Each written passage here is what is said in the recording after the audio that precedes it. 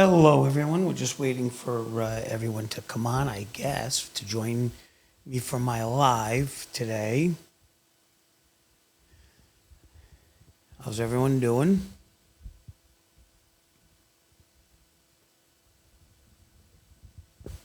Fixing my microphone. There we go. I have my other iPad here so I can see the questions. If I get any questions, if anybody feels like they'd like to ask me some questions.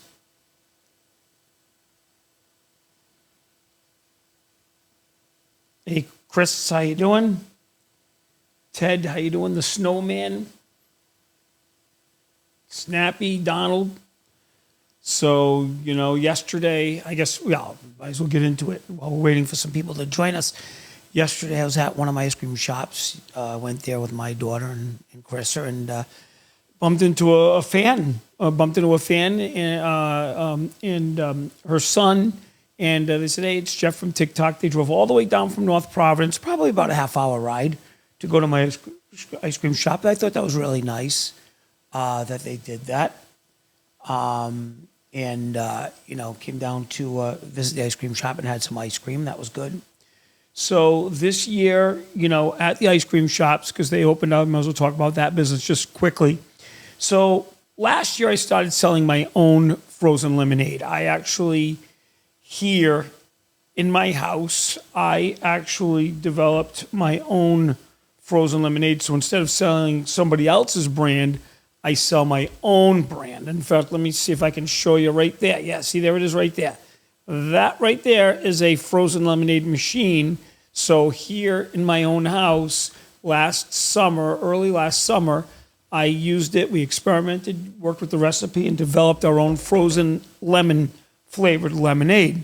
And then this winter, I added 6 more flavors. Now we have 7 flavors of frozen lemonade that we sell in my ice cream shops, and it's going over very, very well, which I'm really happy about. I'm really, really happy about that. It's called Fedges, so it's my name backwards instead of Jeff. It's Fedge, F-F-E-J, Fedges Frozen Lemonade. It's all natural frozen lemonade.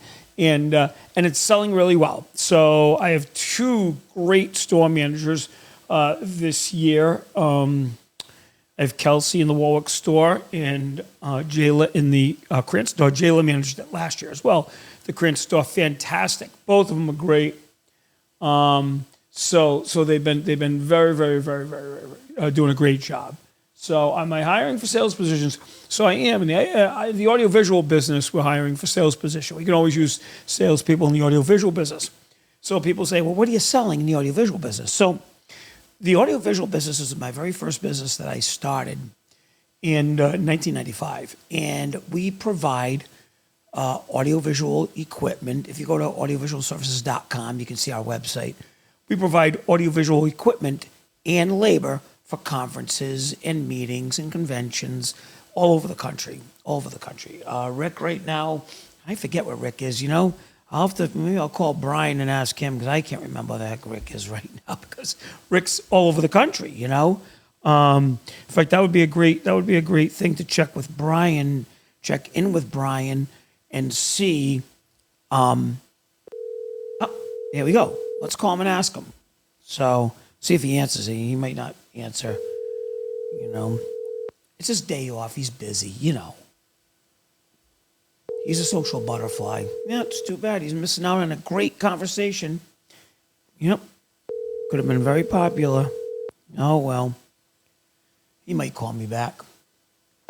But anyway, Brian would know because Brian... Your call has been forwarded to voicemail. Well, he would know because Brian is the one who handles the audiovisual business, and he would know where Rick is now. But I know Rick was in Washington, and then he was in Texas, and he might be in New Orleans right now, or coming back from New Orleans and going to Florida tomorrow. So we travel all over the country, even though the business is based here in Warwick, Rhode Island. We are all over the country. Most of our work is down south because that's where a lot of conferences take place in nice places, right? So yeah, I'm going to talk about the all last week tonight. We might as well, we'll get into it after. But yeah, let me hang up on Brian. We'll see if he calls back or whatever. He does. So if you want, in my profile, on my TikTok profile, is my email address or a link to my email address. Send me an email with your contact information, and we can, obviously communicate through email later on after I'm done with my live or whatever, and we can talk about that. But yeah, we're always looking for good salespeople. I think I talked about it on TikTok. In November, one of my best salespeople, it's also one of my best friends, Joe, unfortunately was on his way to work, and he was struck and killed by a hit-and-run driver in Providence. And he was one of my best salespeople for the audiovisual business. And he also used to be one of the owners of Club Hell with me. I had mentioned that the other day on TikTok. But yeah, he was an owner of Club Hell, but also when we closed the club, he came to work with me at my office. Great salesman, great trainer. He trained all the new salesmen because he was so good at it. And unfortunately, I lost him in November, and so that's the story, with that. So as far as the ice cream shops go, I had at one time, well, I've actually opened like 7 over the years. Had 6 at one time. Now I'm down to 2. Started with 1 way back when. So in 1998, I bought my very first investment property, and it came with an ice cream shop in it. The one down in Patuxent Village in Cranston, that came with an ice cream shop. Then from there, I bought another one in Warwick. It was my second one. I opened another one in Warwick, another part of Warwick. That was my third one. One in West Warwick was my fourth one. One in Smithfield was number 5. And then one in Providence, downtown Providence, was number 6. So, and then 2 years ago, I opened up another one in Warwick, number 7.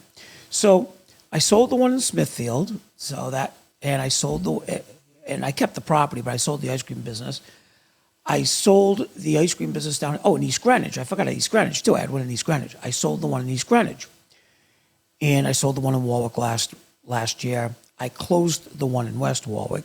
So I end up, now I have 2. I have the first one I ever had, and I have the second one I ever had.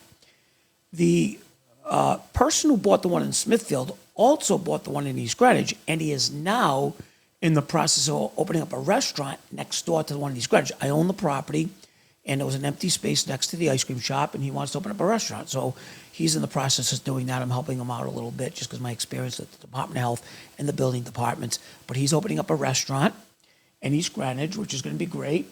And so I'm looking forward to that. So, but I have 2 ice cream shops. Now, the reason why I kept 2 ice cream shops is I have 2 kids, right? Benjamin and Emily. Maybe someday they'll each get one, they'll each have one or want one. If they don't, because they're going to be, Benjamin's going to college, this coming year, and Emily still has 2 more years left in high school, and then she'll be going to college. Depending on what happens, if they don't want them, then I'll just sell the businesses, keep the real estate, and have tenants. But if they want them, well, then they each have an ice cream shop in the future. And then if they want to expand, they can expand, do what I did, or downsize, or just have the one. I don't care.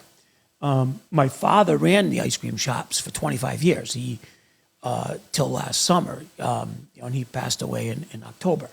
But he actually managed the stores for 25 years. That was his after retirement job.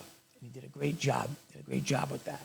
So that's what happened there. So that's the ice cream business. And of course, I talked about the audiovisual business, which is going strong. The audiovisual business is very vulnerable to the economy because it is for meetings and conferences. So back in 2008, 2009, when we had the banking crisis, the audiovisual business took a huge hit for a couple of years, but then came right back again. And then, of course, during COVID, took a hit, came right back again. So it's vulnerable to the economy, very much so, because it's a business-to-business company. So it's very vulnerable to the economy. But it does very well. When it's doing well, it does very well. And that's where I got my money to invest in real estate, was from that business. I would take the money out of the business saying, because it's a high-pressure business, it's a lot of traveling, it's a lot of work. So I knew it was something I didn't want to do forever. So I, at that point, said, I'll stop buying real estate. So that's where the whole real estate thing came into play. So So that's a good question. What cap are you usually looking for? So of course I'm always looking for the 10, right? 10 is my magic number, you know. I want to get a 10% investment. I want to get a 10% return on my investment. So 10. But now some are 8, some are 10, some are 0 right now. The empty properties, when I buy them and I'm renovating them, they're 0. So if you take my average right now, it's probably 6, okay, because of the empty properties. But anyway, my busy time is coming, Bill, at Special Olympics and graduations with the audiovisual business. So everyone knows the Special Olympics Rhode Island was my very, very first corporate client I ever had in the audiovisual business, 30 years ago. Very first, 35 years ago, very first corporate client. And I still am on the State Games Committee. I still provide audiovisual services for Special Olympics. But of course, in May and June, that's graduation season. And the audiovisual business in Rhode Island, that's the busiest time we're here in Rhode Island, because most of our work is outside of Rhode Island. But in May and June, we do provide sound, staging, lighting, and video, and chairs, and in some cases, porta-johns, to some of the graduations, the high school graduations here in Rhode Island. We do Lincoln High School, Pontiac, Cumberland, Central Falls. We did do Warwick up until this year. Warwick this year decided to go down to URI and be indoors because they used to be outside, and they're in the Ryan Center this year, so we're not doing Warwick this year.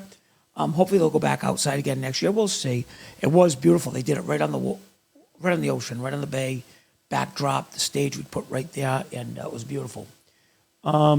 Anyway, so actually we don't own, Chris, we don't own any porta-johns. What it is when some of these school departments put out a bid for a graduation, they'll put everything on the bid. The sound, the lighting, the stage, the chairs, and the porta-johns. So for us to bid on it, we have to supply everything. So we get those from another vendor. So we'll get the chairs and the porta-john from another vendor, and then we'll just submit a one-stop shop bid to the schools. And that's how we do that. How tough is it with interest rates now? So that's a good question. So, interest rates, as everyone knows, are up high now, right? They're in the 6s and 7s. And that means if I buy a piece of property now and I get a mortgage, or if I refinance and have a new mortgage, that's what I'm paying for interest. What that means is that my mortgage payment is higher every month. Well, they're asking the question, how do you make that payment? Do you have to raise the rents? Absolutely, right? That's our only income. Okay, our income, we don't get donations, is by charging rent, right? So it's a very, very, very, very tight juggling act. You can't charge too much for rent because you're going to end up with empty apartments, right? And you can't charge too little because then you're losing money. So you have to really look at the numbers and adjust accordingly. And that's why it's very difficult. The other problem is that and that's really the number one problem, right? Is the expenses, managing the expenses. Our insurance went up. I did a TikTok about that last week. The insurance is out of control. My insurance went up $50,000, actually $80,000 this year. $80,000 this year over last year for the same amount of properties. I only bought, well, I shouldn't say, because I bought 2 properties in November, so those are on the new insurance, but it went up $80,000. So you take that off, 15, I went up $65,000. Insurance is out of control. Same thing. How do you pay those bills? Well, the only income I have for that business is rental income. That's the business it is. You have rental income. You get a little money from the washers and dryers, but not much. That kind of is a break even because that's more of a courtesy that we offer to people. So that's the story with that. I thought about, of course, investing in New York City is out of control. I mean, the property value is there. I have thought about investing, and I am looking in other areas outside of Rhode Island. The difference would be my cost to do that would be higher because now I have to hire a management company in another area. So the numbers have to work, right? So that's why a lot of times people say, Jeff, how do you buy properties sight unseen? Because all I look at is the numbers. I'll buy a piece of property, as we all know, could be ugly, right, when I first buy it, because I fix them up. But I'll buy it sight unseen as long as the numbers work. As long as the numbers, it pays for itself and there's a little profit in there, I'll buy it sight unseen. But the numbers have to work, and if I'm buying something outside of my area that I manage, that means the numbers are going to be higher because I have to hire a management company to manage it. So that's the story with that. How's the ice cream business going? So the ice cream business started out well this year. April's a tough month. Now, I open up in March. I always open up in March around the 15th, around St. Patrick's Day. The ice cream business is, especially in April, depending on the rain. Like right now, it's raining, right? Depending on the weather. The ice cream business is all weather related, period. Period, weather related. So you only have a certain number of days in the summer to do well, right? The sunny days. The business is a great business. I like the business. It's very good. It started out good this year. It's a little behind last year, but I'm not worried about it one bit because it always seems to balance out. If we have a rainy April, we'll have a sunny May, and it catches up to itself. But the ice cream business is a great business to get into. It's a great small business for a family to have as a part-time business. I had sold my one of my stores to a family that had 2 young kids 10 years ago, and they had the whole business for about 8 years while the kids went through high school and college, so it gave the kids jobs, just like my kids work at my stores.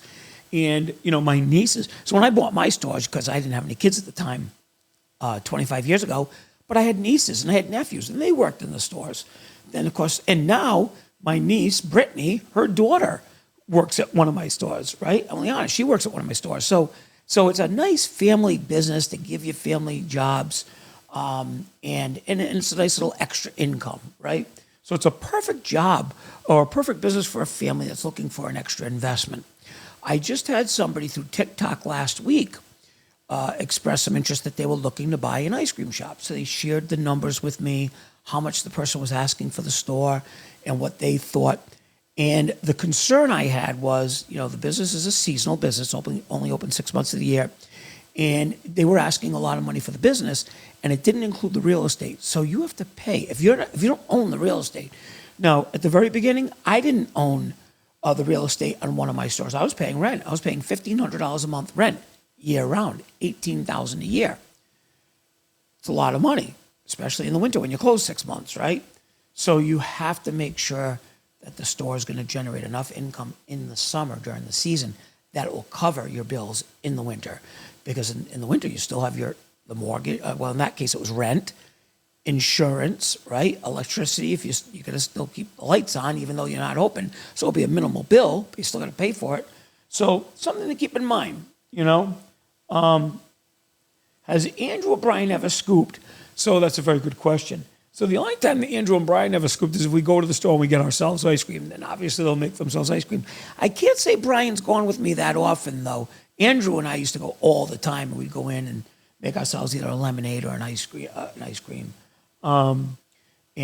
So yeah. The soft serve is a higher profit than hard ice cream. It is. Now, the reason being is it's soft ice cream.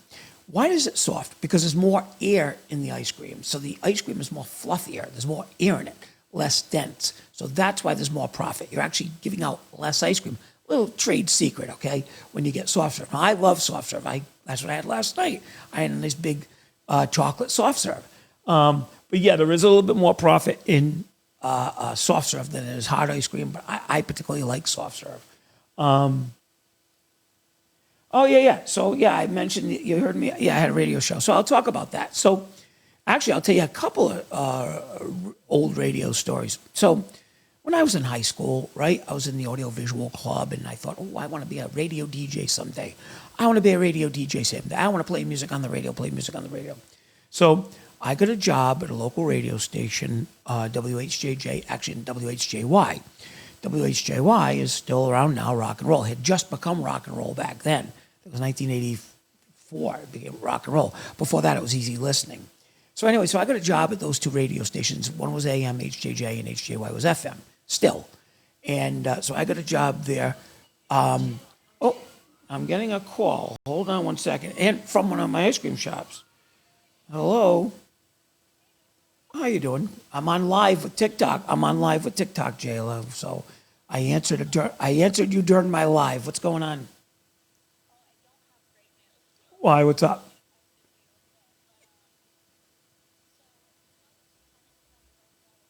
Yeah. Yeah. Yep. Yep.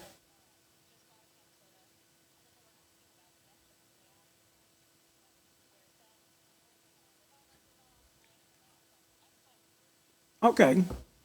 Okay. All right. But you know they're not because you recognized them? Okay. Right. Yeah, so can you do me a favor? Do me a favor, right? Can you text me this whole thing so that way I have a record of it? All right, thank you very much. All right. All right, bye. Thank you. All right, bye. So that was Jill asking me if I should, because it's raining out, do we want to change the shift tonight and this and that? And also was just telling me that a customer came in and was complaining about something, which we get customers once in a while. So I said, text it to me so I can read it later. So anyway, so that's the story with that. But anyway, so soft serve Sundays ice cream. Soft serve at Sun. Oh, so let's talk about it. So Sundays ice cream. Sundays, Richard. So we talk about history, right? I know I'm jumping around, but Sundays is an ice cream shop here in Cranston, not far from my house. That's how I got interested in the ice cream business. When I used to teach special ed in Providence before I even owned an ice cream shop. We're talking 1992, 1993. I was dating a girl, Amy. She managed the Sundays ice cream shop in Cranston. I used to hang out with her. I said, wow, this is a great little business. And that's actually how I got in Sundays. That's how long Sundays has been around. That's how I got interested in the ice cream business.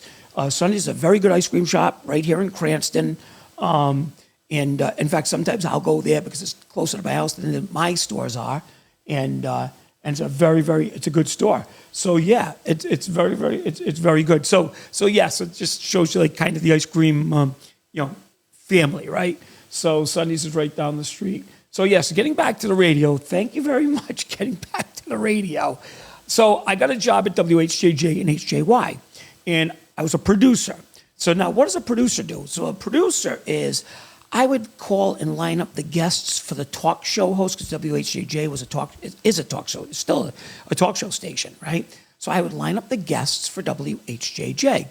And I also, for WHJJ, produced commercials. So as a producer, I would, voice the commercials, write the commercials, most of the time voice them, record the commercials for both radio stations. Because if somebody bought a commercial for their restaurant, it'd be on both HJJ and HJY.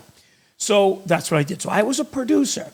Now, it's funny because at the time, one of the radio shows I was a producer for was the Steve White show.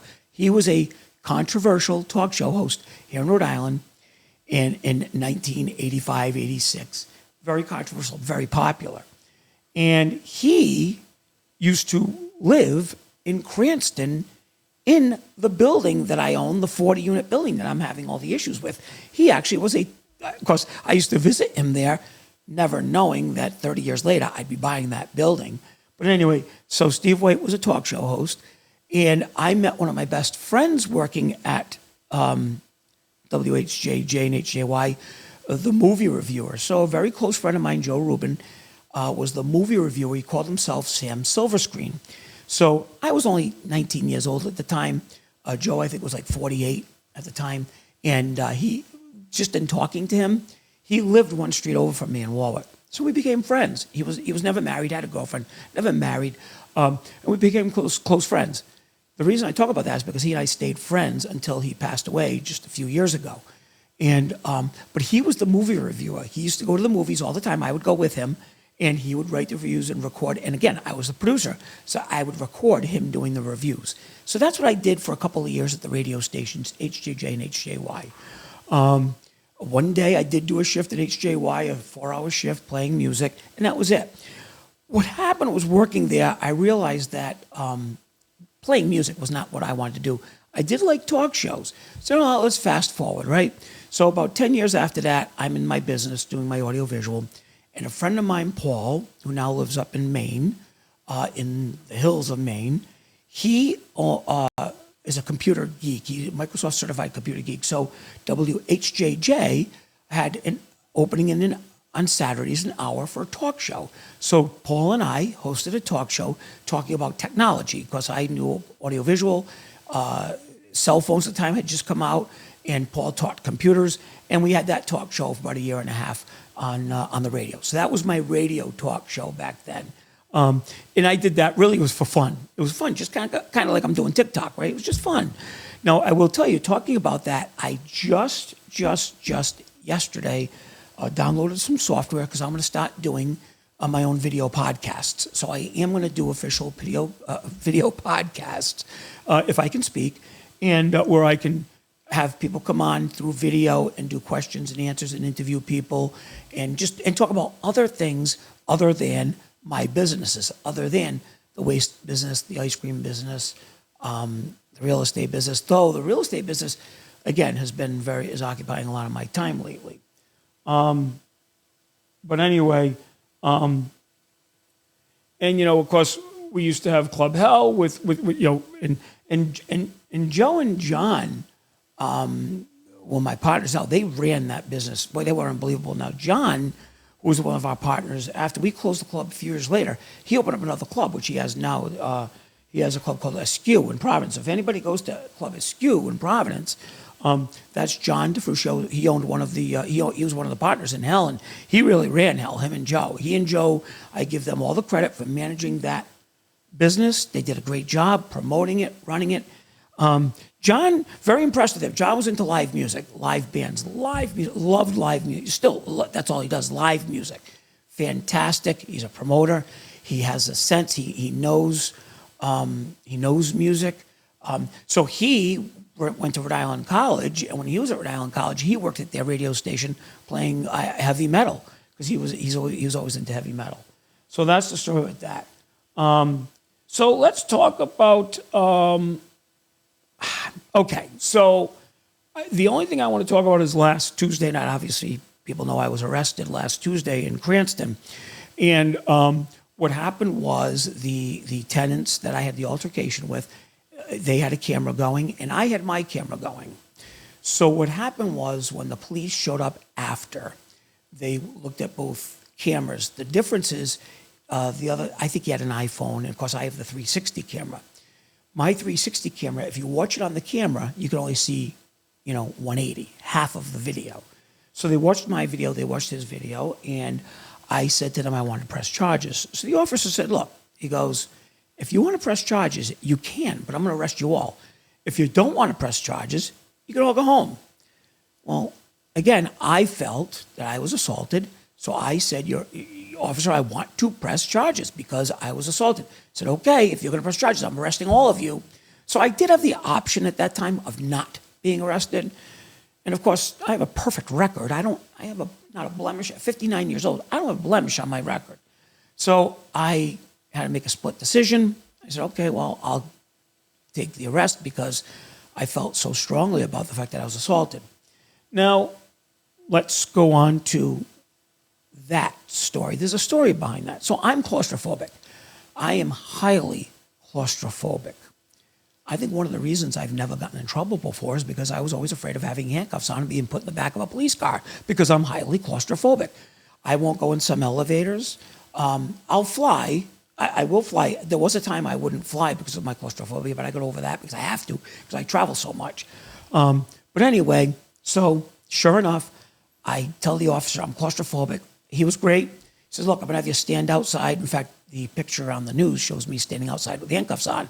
So he had me stand outside until it was time to go to the police station. He was really, really nice. Officer Tom, I think his name was Lavoy.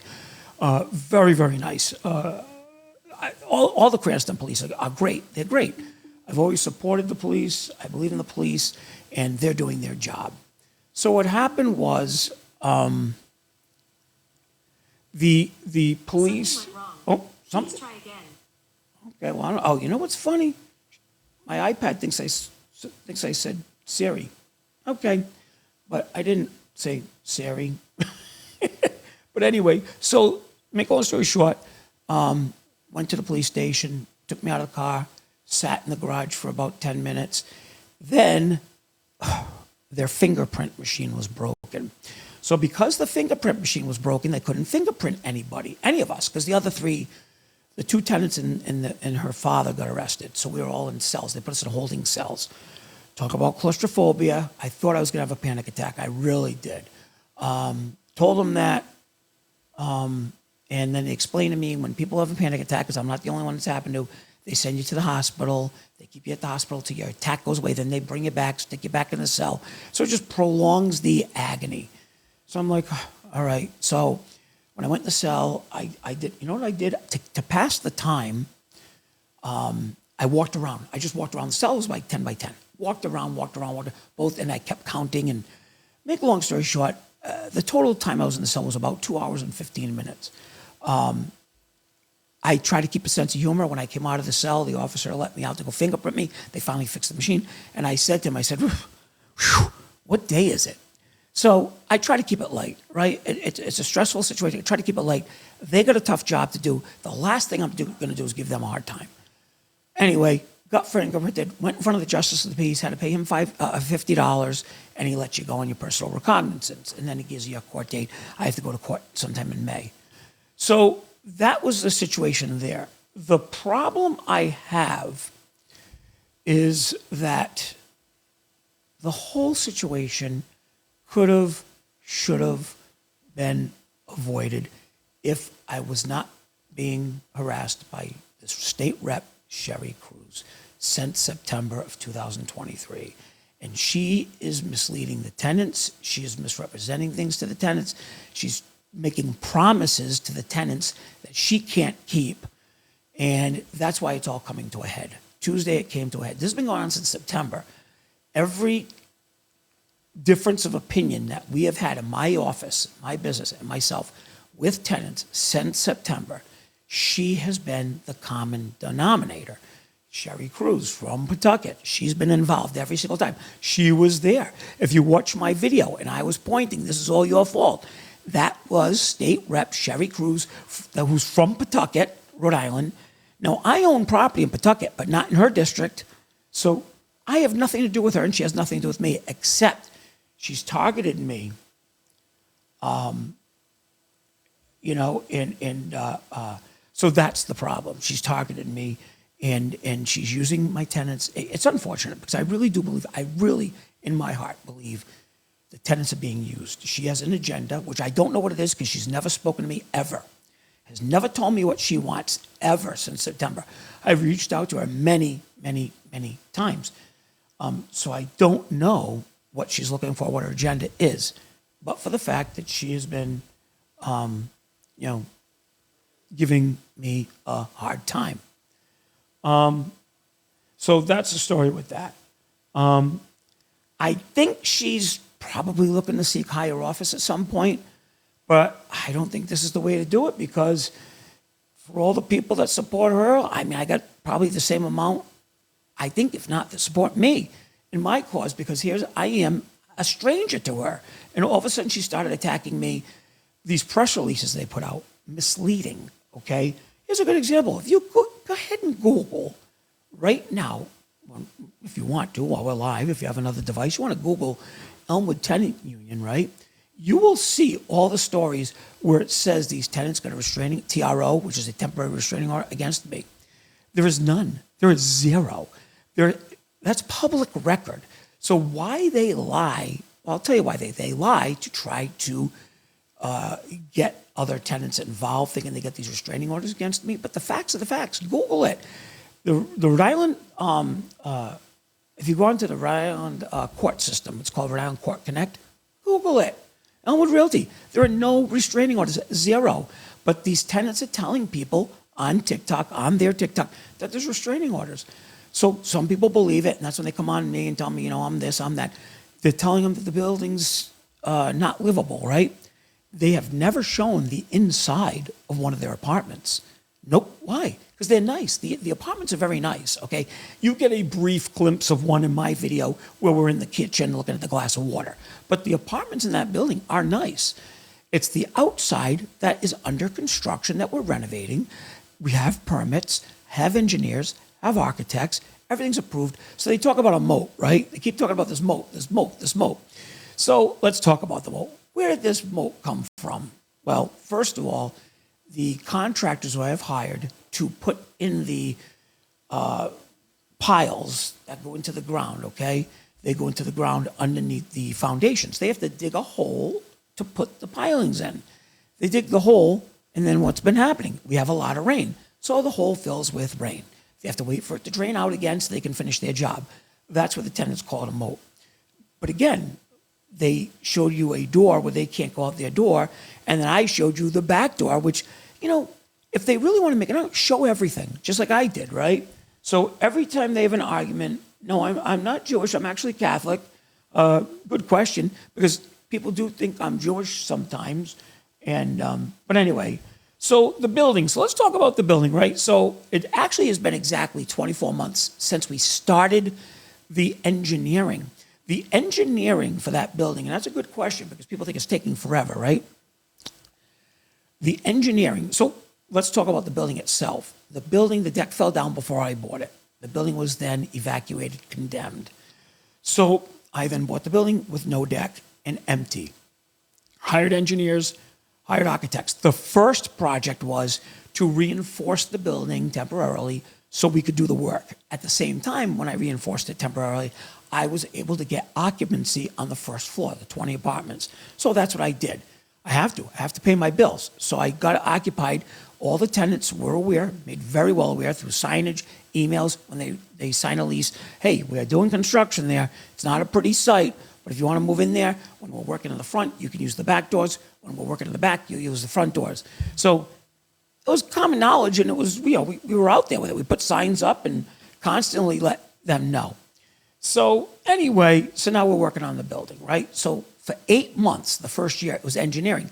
They had to test the soil because the building had settled in the ground over the 50 years that it was built. So the engineers had to figure out, okay, how deep do we have to put these pilings in before they can get strength, you know, hit bottom basically, to tie it into the foundation to stop the building from settling. Well, that took 8 months. That alone took 8 months. Then once they figured out the engineering, now we have to find a company to do this work. Well, there's only 2 companies in New England that does that work. Place in Connecticut, place in Massachusetts. Place in Massachusetts had a 3-month wait. Place in Connecticut had a 1.5-month wait. We ended up going with them. But again, they come out, they have to start on one side of the building and they, you know, make a trench. Of course, we can't tie up both sides of the building because the tenants have to go out the other doors. So we started on one side of the building, which I did show the finished work there that nobody else showed, obviously, because that was not news. So they started on that side of the building, putting the augers, and I call them the augers. They actually spin like giant screws, and they spin them into the ground until they stop. And then they attach a bracket to the foundation. So it's pretty impressive. Anyway, so we had to do that. But before they did that, we had to strip the siding off the building. Now, the building is made out of cinder block bricks. Okay, it was built in the 60s, cinder block bricks. And then it had the small bricks in front of it as a decorative siding. Well, those bricks were just decorative. They were a facade. We had to rip those down. That took us 3 months to take those all down, to clear off the building, so that way the contractors could come in and do their job. So 8 months for engineering, 3 months to strip the bricks, 2 months they start. So there's a year right there. We really didn't start any major work till last year, just before the summer. And then last summer, again, we had to clean up the property, we had to get it ready, and they started putting in the auger. They did one half of the building last year. Winter hits, can't work in the winter, right? During the winter is when all this shit hit the fan with these 2 tenants being manipulated and orchestrated by the ringleader, Sherry Cruz, and started this whole problem. And putting out these press releases that the place is a mess, you can't live there, and this and that. But again, we have building permits, we have engineered drawings, we have engineered reports, because the engineers have to come out. Every time we make a step, we take a step, we have to take pictures, the engineer comes out, takes pictures, documents it for the building department, and has to submit a report every single time. So this has been handled professionally from day one. I have 2 contractors, 3 actually. I have the engineers, the architects, and the steel company, all working in conjunction with each other.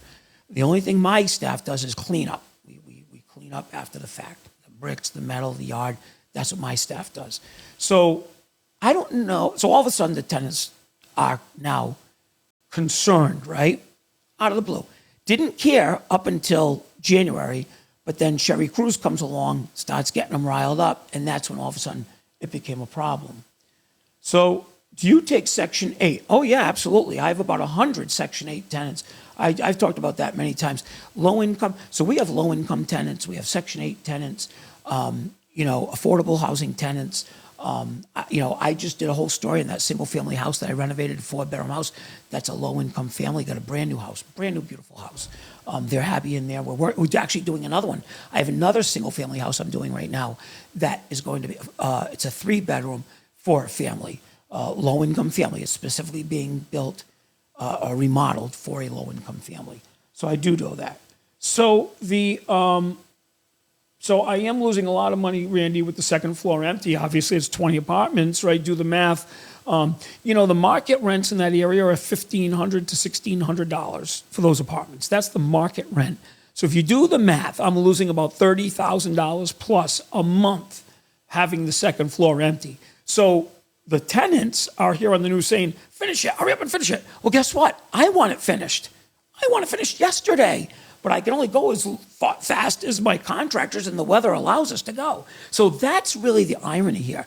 They're saying, finish it, finish it, finish it. I don't really think the tenants want it finished because, again, what did I just say? The market rents are $1,500 to $1,600 a month. And once I get it done, that's what that building will get, market rent. So I think that's the problem with that. But again, my mortgage on that building is over, with tax and insurance, $5,000 a month. I'm only bringing in about $25,000. I'm losing $10,000 a month plus the $800,000 I'm spending renovating it. So it is an investment. That's my business I'm in. I'm not complaining because that's the investment I chose to make. I had an opportunity not to buy that building when the deck fell down. So when I entered the purchase and sales agreement for that building, it was in May, I think, of 2020. And I signed a purchase and sales agreement, put up my deposit and from the previous owner, and we were moving forward. Then in August is when the deck fell down. In fact, my wife and I are here watching TV, and it was breaking news. Hey, 40-unit building in Cranston, the deck fell down. Now, the reason why it was breaking news, and it was such big news, is this was only a few weeks or a month after the building collapsed in Florida. Do you remember that condo building collapsed? So this was right after it. So this was breaking huge news. So I started, giggling a little bit about the fact the deck fell down. And my wife says, why are you laughing at that? I said, because Carissa, I just bought that building. I didn't close on it yet, but I had just put a purchase sales agreement together on it. She was, I can't believe that. I said, yes, I literally just signed a purchase agreement on that building. The deck fell down. So after this happened, the owner, the seller, contacted me and said, Jeff, do you still want to buy it? The deck fell down. The city condemned it. It's not occupied right now. Do you still want to buy it? And I said, yeah, I do. I buy distressed properties. I fix them up, and I want to buy it. So I continue with the purchase. So I did have the opportunity or the option not to buy it, and I bought it anyway. So that's why, that's the story with that. Why did you paint the back room? Why did you paint the back room pink, though? What back room? I don't know what you're talking about. So, yeah, so the hotel was a motel, Randy, way back in the day. I think in 1980 it was converted to apartments. And like I said, in 1984, when I was working at HJ and HJY, Steve White lived in that building on the first floor, because I remember going to visit him over there. We became friends, and that's what happened, How's the junkyard? The junkyard's doing great. So Mike, who works with me, he's been with me almost 20 years now. He's managing that business, doing a great job. We're just, just going through the process of getting my dealer's license, Rhode Island auto dealer's license, and Mike's going to manage that business. So that, I forget about that because he's doing such a good job managing it. It's in Johnston, and we just, fixed the roof because it had a leaky roof. Fixed that, so Mike's office is getting set up. And that's going well, and that's going to be a really, really, that's going to be a good business. It's already making money. with the exporting of the cars to other countries. Mike's handling all that, managing all that, and of course, there's so much room for storage. Yeah, so Buddy Cianci had his show on WPRO. So Buddy started on HJJ. So I was Buddy Cianci's producer when he first came to WHJJ. In fact, I was just transitioning out of there. So Buddy was on WHJJ because if anybody knows the history of radio here in Rhode Island, Ron St. Pierre was the program director who was my boss at WHJJ. He was Steve White's boss. I'm mentioning people that have been gone for a long time. Shrum Strickhauser is another one that I produced in the morning. And of course, Steve White. So that's what happened there. So Buddy Cianci, when he came to WHJJ, I think it just had gotten out of prison the first time, if I remember correctly, and this goes way back. He was the mayor of Providence. I told the story about it. After that, he became the mayor of Providence again, and he was the one who let us call Club Hell, which I appreciated that greatly of him. He was a really, really nice guy. So that's the story with that. Hey, Make Money, how you doing? So that's where we are at the 40-unit building. So these two tenants in Sherry Cruz, what they did was a couple of weeks ago, they put out a series of press releases. They started on a Friday. I give them credit for the fact that, they really have been using the media to their advantage. What they didn't count on was me coming back and saying, hey, wait a minute, guys, you want to put it out on the media. And by the way, I think they have 34 followers now on TikTok. I got 225,000 followers on TikTok. I'm going to go out there and I'm going to tell my side of the story, and I'm going to put out my side, which I have been, and which has been working out very well for me. So my video that I held from last Tuesday, my 360 camera, the video that I released on TikTok 2 days ago, I didn't give that to anybody. I released it on TikTok. Once I released it on TikTok, I was contacted by a state agency who wanted a copy of it, and also a news station wanted a copy of it. So that's why, let's see. That's why things are happening. So anyway, but I released it the other day. Of course, I don't know if everybody watched my video. So the video's 9 minutes long. So I kind of I talk a lot, right? I set up the scenario for the TikTok viewers to watch the video of the altercation. So, I don't know if people are actually sitting there through it and watching the video of the altercation. If you have and you do, then you see what happened. And that's why my video is very, very interesting. So let's talk about the 19 tenants and only 2 are complaining. That is correct. Well, so they got one other person to complain. So that's 3. 3 tenants are complaining. Their complaints are unfounded. So let's talk about that. So they call the building department. Building department comes and does an inspection, right? I did a TikTok on that, right? They found a missing screen, a broken lock on a window, and grout on a bathtub. 19 occupied units, full inspection by the building department of a building that's under major construction. You've seen it. It's ugly. No doubt there. It's ugly. Major construction on the outside. But on the interior, they found a missing screen, which wasn't a violation yet because it wasn't the 1st of April yet. A broken window lock. So these are sliding windows. The building was built in the 60s, so it has sliding windows. We're going to put new windows in. But the sliding window, the way they work is if you leave it locked by accident, or you open it and you lock it and you slide it shut, it breaks the lock off. So that's what happened. The lock was broken off the window. We replaced it. The issue is this, right? If the tenant had told us, because we use an electronic form of communication, it's called Tenant Cloud. If the tenants had told us about these things, my maintenance crew would have gone there and fixed it. But that was not sensationalism enough for them. So Sherry Cruz told them, hey, call the building inspector, have him come in and do an inspection. She did that to me in Coventry, if you remember right. She did it to me in Pawtucket, if you remember right. No violations in Pawtucket, no violations in Coventry, and a missing screen and a piece of grout near the tub in Cranston. But anyway, but those are not violations where they're going to evacuate the building, obviously. They called the fire department. Fire department came, did an inspection, passed, no problem for the fire department.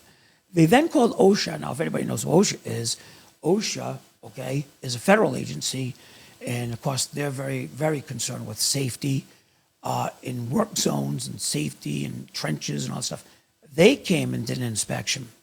So I will tell you the story about OSHA because it's probably going to come out this week anyway.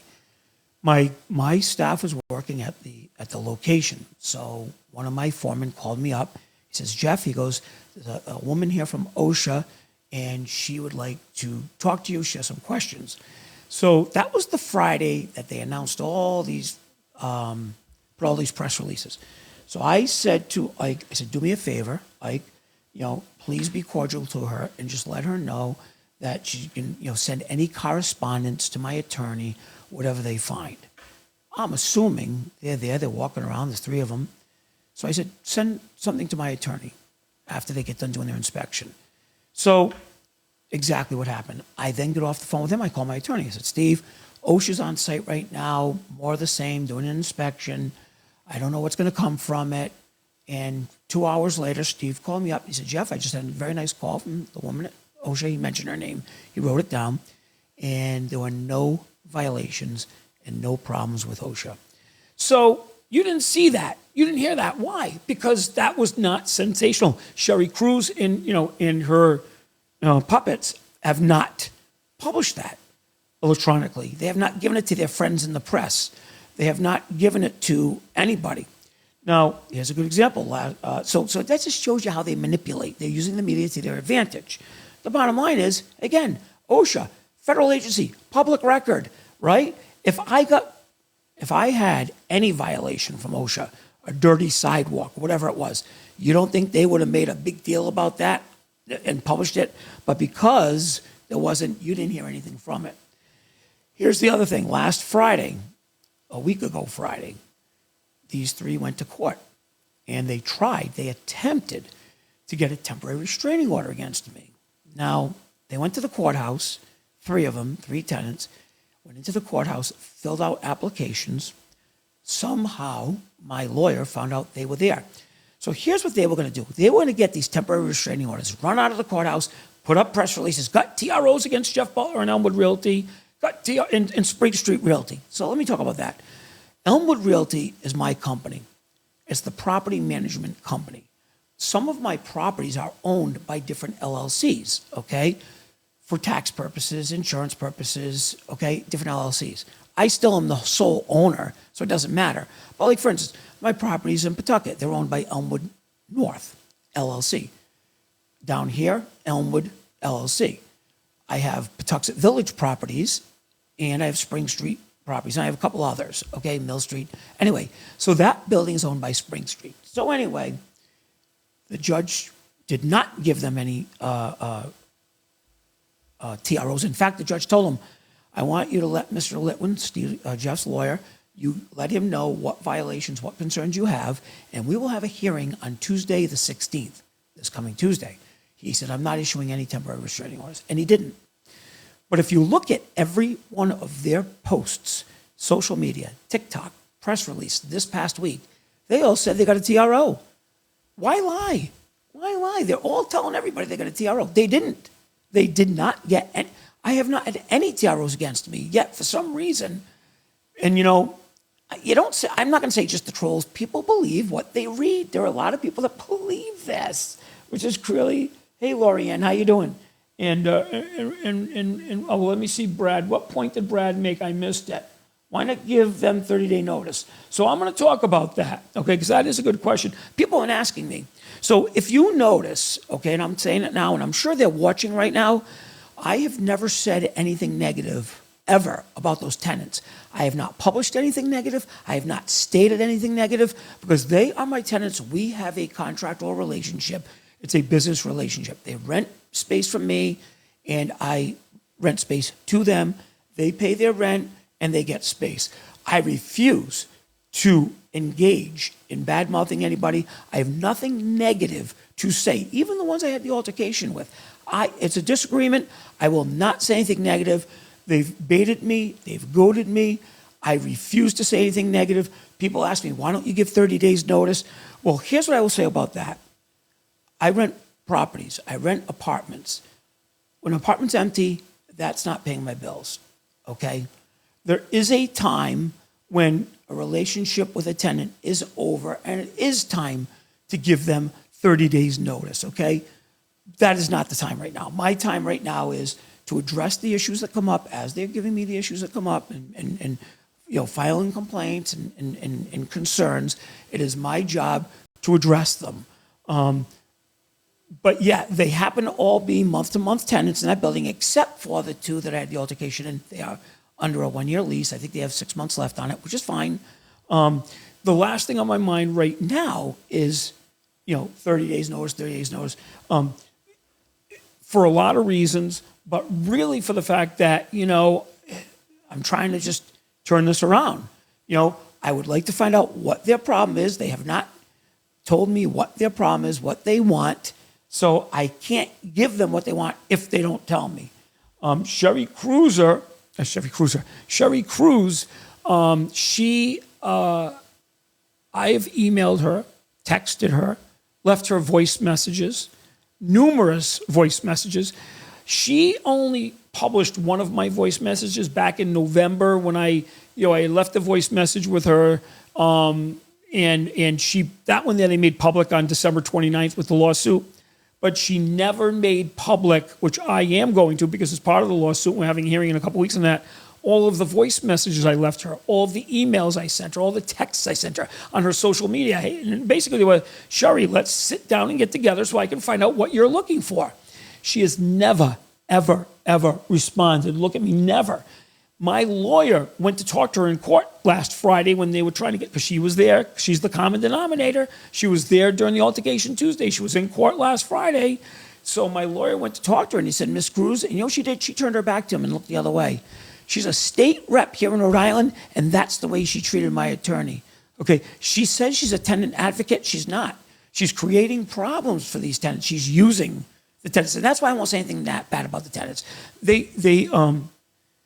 Look, they don't know if they're coming or going right now because the pressure that she and her reclaimed friends have put on them.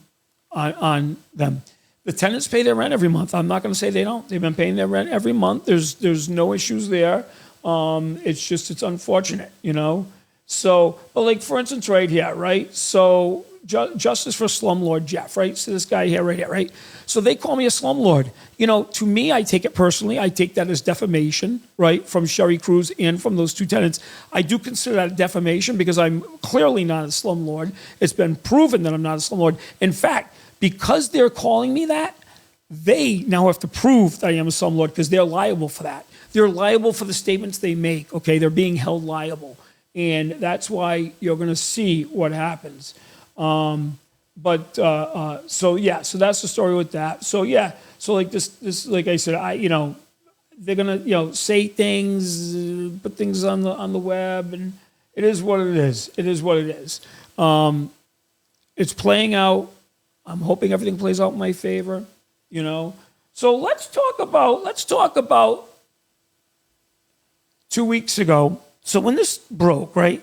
And I try not to watch the news media because, again, they only pick and choose what. So a lot of the journalists, if you want to, I hate calling them journalists because they're not. They're copy and pasters. They're secretaries. My kids could do a better job than them. All they do is they take these press releases and they publish it and publish it and publish it. Just like I was looking at one this morning, even though I don't like looking at them, and it says, owner of condemned building. Well, the building's not condemned, but that's what they have me as, the owner of the condemned building. I bought it condemned and got it uncondemned 3 weeks, a month after I owned it. Not even 3 weeks after I owned it. But that's what these people said to them, so the media just put it out there, right?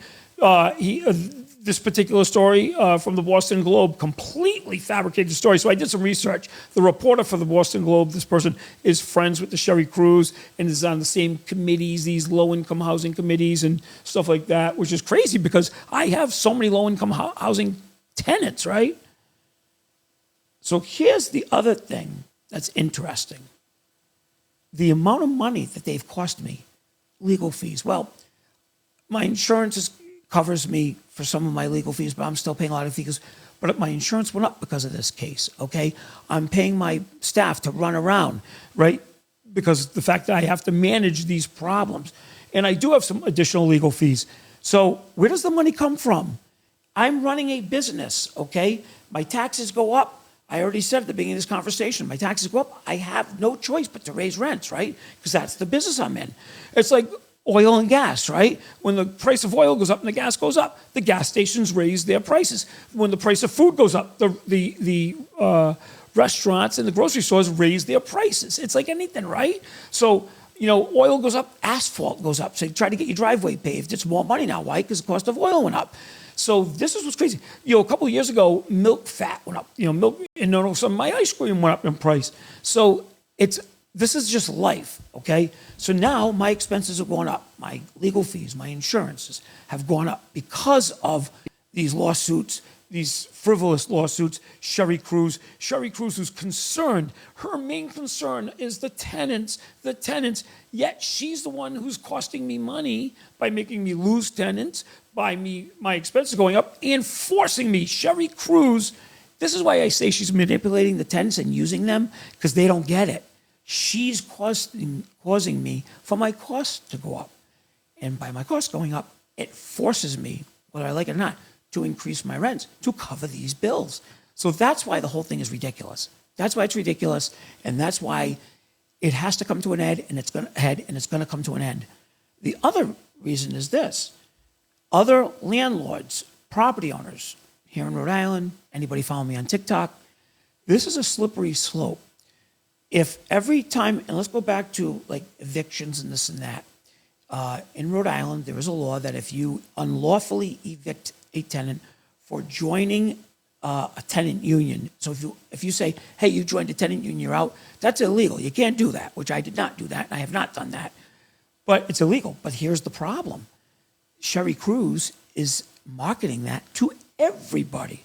So anybody that wants to evict somebody right now, that will be their defense. Oh, I joined Sherry Cruz's group, Reclaim Rhode Island. You can't evict me. So that's why I have to play this thing out to the very end, because it's not just for me. It's for every landlord, every property owner in Rhode Island that may have this same, and will, because if she wins, she gets more empowered, right? So we can't allow that to happen, Yeah, Bill, I am going to do that, file an ethics complaint. Absolutely. It is unethical. She's on the board of directors for the ACLU. She got them involved, okay? She's a rep in Pawtucket, yet she's interfering. So it's a federal law. You're not allowed, and of course, there might be lawyers listening because I don't know the whole terminology. There's a federal law that you cannot interfere with somebody's contractual relationship with somebody. And she has been interfering with my contractual relationship with my tenants. So it is against the law. It's a federal law. And yes, that is being looked at right now. And I don't mind saying it because she doesn't, she's empowered right now. She's pretty cocky, so that's the problem. If she was really concerned with the tenants, she'd be telling me what she wants for the tenants. She's not. She's concerned with herself. She's a state rep, been a state rep for one term, 3 years. I think she's probably looking for higher office, and she thinks this is the way to get her to higher office. And that's it. That's the only thing I can think of. Because I never met her before September, ever. So here's what's interesting. I have tenants now who have been complaining about Sherry Cruz and Reclaim going on the property and bothering them, harassing them, because they're allowed to go on the property and knock on doors and talk to the tenants. There's nothing I can do about that. The tenants can do something about that, okay? But yeah, to me, it's trespassing. The tenants can do something about that. So that's the problem. Have you only allowed to raise certain amount per year unless it was first occupied in 2008? I don't know Darren, I don't know what you mean by that.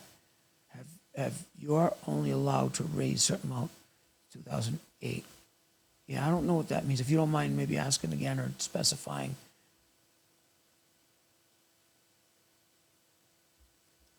The tenants should be calling, so the tenants, okay, there's so many laws in the state of Rhode Island that help the tenants, okay?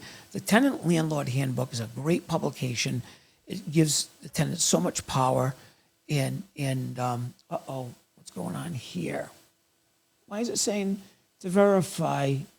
I have to verify myself to continue. That's weird. Sorry about that. That was weird. Okay, I guess that's something new on TikTok where I have to verify. So The tenant landlord handbook spells out for the tenants and the landlords what your rights and responsibilities are. If a tenant has a problem with anything in the building, you notify me in writing. I have 20 days to address that problem. If I don't, then the tenant can they can call the building inspector anytime they want, but there is a certain course of action that they should be taking. If we are ignoring them, we're not responding, we're not fixing the problem, call the building inspector. I don't care. I have relationships with all the building inspectors in every single city that I own property in, and I will address it as soon as I know about it. the reason I say as soon as I know about it is because if they call the Here's a good example in Cranston, right? They called the building inspector, the minimum housing inspector, Anna Maria. They called her on March 27th. she went out there on the 27th, Did an inspection on the 27th. Do you know, what's today? Today's what, the 14th? Today's the 14th? I still have not received those notices, okay, from 17 days ago. I haven't received them. I got them because it was on the news that I got violations, so I went and asked for them. So in an email that she sent to me on the 11th, she said she mailed them to me and a copy to my attorney. My attorney still has not received it as of today, and I haven't. So that's why I said as soon as I get them, because if she had called me on the phone and said, hey, Jeff, you're missing a screen, I would have been over there that day. I had people working there that day. So I understand that there's a time between them going out and doing the inspection and getting me the letter. But here it is 17 days later. So I guess those violations couldn't have been that drastic since I haven't received them yet. But I do like it when they call me or contact me right away and let me know, hey, Jeff, there's a problem. And we do address it right away. There's no doubt in my mind that my staff does not address it right away. So, am I hoping one day my kids take over my real estate portfolio? That's a really good question. They have not shown to this day any interest whatsoever. I think they see what I go through. And, Benjamin's 17, Emily's 15. They see what I go through. And but they haven't said anything positive or negative. I mean, Emily's shown more of an interest than Benjamin as she's going around on my properties with me. She knows what I have for properties. Benjamin doesn't even know. But they're going to college. Benjamin's going to college. He'll start his own life, have his own life. And I still have, I guess, 10 years left in me. And then eventually, at that point, if they want to show an interest, fine. If not, I'll step back and let the people that are managing the business manage the business. And I guess I'll take a paycheck, and then someday the paycheck will go to them.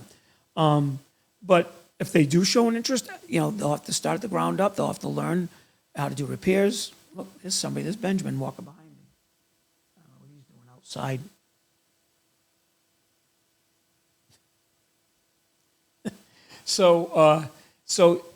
So I don't know if they'll take an interest or not. We'll have to see, what the story, is with that.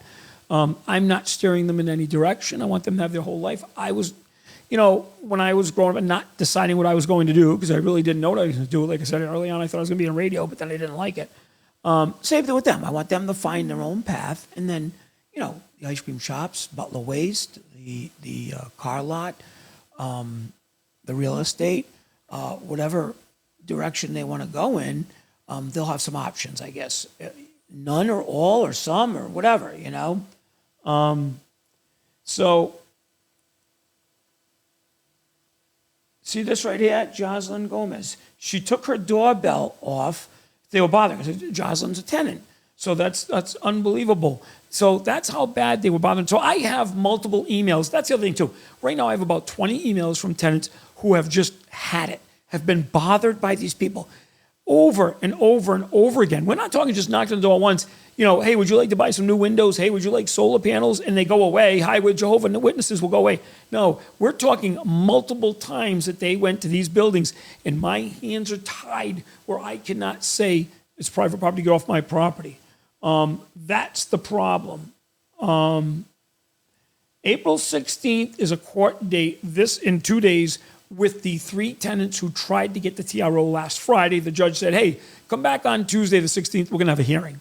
So we are having a hearing on Tuesday the 16th for that. At the end of April is the actual trial for that lawsuit where Reclaim saying that I unlawfully was evicting 2 tenants, which that's an interesting one because I'll tell you why. I sold one property that had 1 tenant in it, so that tenant's no longer a tenant, and she's still living there. I never did evict her. And the other tenant still lives on one of my properties. So we'll have to see what happens with that lawsuit, but that's in a couple weeks. So that's what's going on with that. So the Pawtucket property, yeah, Anthony, another tenant. Listen, I'm very happy that these tenants are following me. So I will tell you guys a story. So I started tenant of the month. So if you guys see Manny or Tim, you ask them for a gift card. So what I've been doing is, Manny and Tim are my property managers. I gave them some gift cards to the ice cream shops, and as they interact with some of the tenants, they give them out gift cards to my ice cream shops. It's, why not? I own ice cream shops. I can do what I want. I can give out gifts if I want. So yeah, so make sure you guys, since you're on my live and you follow me, I'll mention it to you. If you see Manny or Tim, those are my 2 property managers, you can ask them, say, hey, can I have a gift card? Jeff mentioned it on TikTok. In fact, the lady that I bumped into last night at the ice cream shop, very nice lady. She's a follower, and she recognized me. She came all the way down from North Providence to my ice cream shop with her son. And I just happened to stop to get ice cream, and she recognized me, and we talked for a moment, and today I sent her a gift card because I thought that was really cool. Because, ice cream business is a local business, right? It's around the corner. You're typically not going to drive a half hour. So she took the time to come see my store, which I thought was really, really nice, really cool. And so I listen, that was great. That was great. And, does it stroke my ego? Yeah, I have an ego. Yeah, it strokes my ego. I'm flattered. I'm appreciative of that, So that's what happened with that. Do you think owning commercial property is easier than residential? Well, that's a great question, and I've talked about it a little bit before. So I own mostly residential, some commercial. There are some investors that only buy commercial, right? Huge commercial investment companies that own just commercial. Now, why do they like commercial? Commercial leases, typically, if you can rent the space, are easier because the commercial tenant is responsible for everything. They're responsible for repairs, maintenance, taxes. The owner of the property just sits back and collects in the money. So that's where commercial property is easier. The problem is, drive around. How many empty commercial buildings are there? Okay, so it's easier, but you have an empty property. That's tougher. For me, I like the residential because I like, obviously renting space, right? I do have some commercial properties that are very difficult to rent. In fact, so in Pawtucket, I have a couple, in Pawtucket, I have a building that has 15 units in it. 2 of the units, though, are commercial storefronts. And since the day I bought that building, I cannot rent those storefronts for anything. $500, I can't even get $500 for them. But I measured them out. They would make nice 2-bedroom apartments. So new laws went into effect in January this year where Rhode Island, because there is a housing shortage, is allowing property owners like me to convert commercial property to residential. So I just submitted an application to convert those 2 commercial units to residential. That way the whole building's residential. My insurance will be cheaper because insurance is higher when you have mixed property, residential and commercial, much higher. Once it's all residential, my insurance rates will drop, right? What's nice about that is my insurance rates drop and I have 2 more rentals. Now, I don't have to worry about raising rents because I just increased my income without affecting the tenants, right? So that's what I was saying early on. I look at decreasing my expenses, insurance, decreasing insurance, increasing my income by getting 2 new rental units that I have 0 coming in from now. So that's where I'll benefit there. So to me, commercial property is hard, but I'm not in the commercial property business, though I do own some commercial properties and rent them. Mine are all smaller units. It's easier. Your barber shops, the ice cream shops, hair salons. I have a Chinese Thai food restaurant in one of my buildings. I have a couple of a car dealership just rented space. I got that other restaurant just rented from me. So mine are all small commercial spaces. They're not the 10,000, 15,000 square foot, storefronts. So my commercial spaces are easy to rent, but that's my comfort zone. That's why I don't build new houses from scratch, because I'm not in that comfort zone. I'll buy houses that from auction that need remodeling, and I'll remodel those, but I won't do new houses from scratch, because that's somebody else that took on that profession that does a much better job than I do. So I really try to focus on what I know best. Yeah, Jocelyn, mention it to Manny when you see him. How can people claim you're a slumlord when you kind of things like that? It does make no sense. So I get it. There are certain words in our vocabulary that are highly offensive to people, right?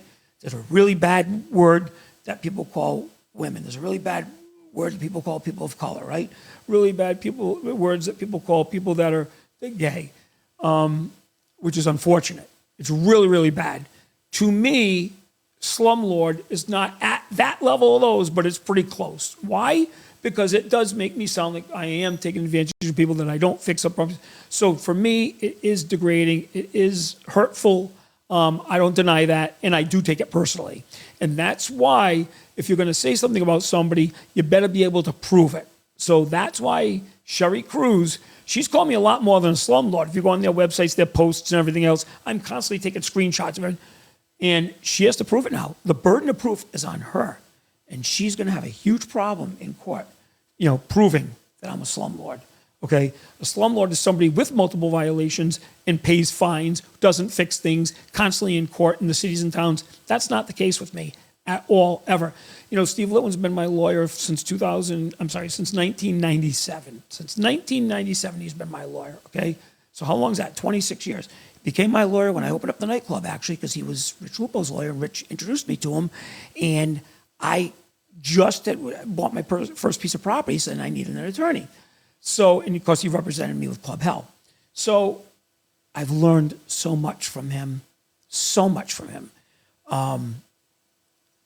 I wouldn't be where I am today without him being, I guess, support staff, because of what I've learned from him. And it's so important to have a good attorney, good, honest, ethical attorney. He'll tell me, if I do something wrong, he'll say, Jeff, you shouldn't have done that. He'll tell me. And I'll say, Steve, you're right. He'll tell me, don't do this, don't do that, and he's right. So I do listen to him 99.9% of the time. And when I don't listen to him, I usually get myself in trouble. But he's great. So that's why I listen to him. He knows me. He knows how I've been as a landlord. He's represented me every real estate transaction. Buying and selling, he has been my attorney every single time since 1997. Okay, and I've had probably a couple of hundred transactions between me buying properties, more than that, and selling properties, more than 200 transactions, with the flip houses, everything else. And he's represented me every single time. So I stand behind him, and he's represented me in other cases too, which I've talked about on TikTok, and he's fabulous. And can't say enough about him. Great family. And that's another thing too. I like to surround myself with people that are good family people, because it just shows you their morals, their ethics, their personality. That's why I really, really love Mayor Hopkins and the Hopkins family. I've known them for 35 years. I started out knowing Chris Hopkins through Special Olympics, because he was the program director at Special Olympics. He just retired last year. And I met his extended family through him and became close friends with the family. And just the whole family, just top notch in law enforcement, in prosecution, Attorney General's office, education, teachers. Mayor Hopkins, was a teacher. His son is a teacher now. He's the principal of a local high school. Fabulous family. Just a great, great family. I admire the whole family. And that's role models, just role models. That's what we need in society now, are better role models. We don't need these people that are out there doing this negative stuff. We need people like that doing positive stuff, and really focus on that and learn from them. And I know it's easy to sit at home and do nothing and sit back and do nothing. And it's hard to get out there and do things for people. So which way do you want to go? The easy way or the hard way, right? Well, you know what? It's the people that do the hard thing and take it the hard way that I admire. So that's the story, that's the story with that, Let's see. Slum Daddy. Hey, Tom. So Tom, you obviously have a theme going here tonight. You seem like a really unhappy person. I'm sorry to hear that. So, it's like somebody like him, right? I could block Tom right now, but you know what though? He's making my case for me. He's making my case with all you followers for me. You know what I'm saying? So,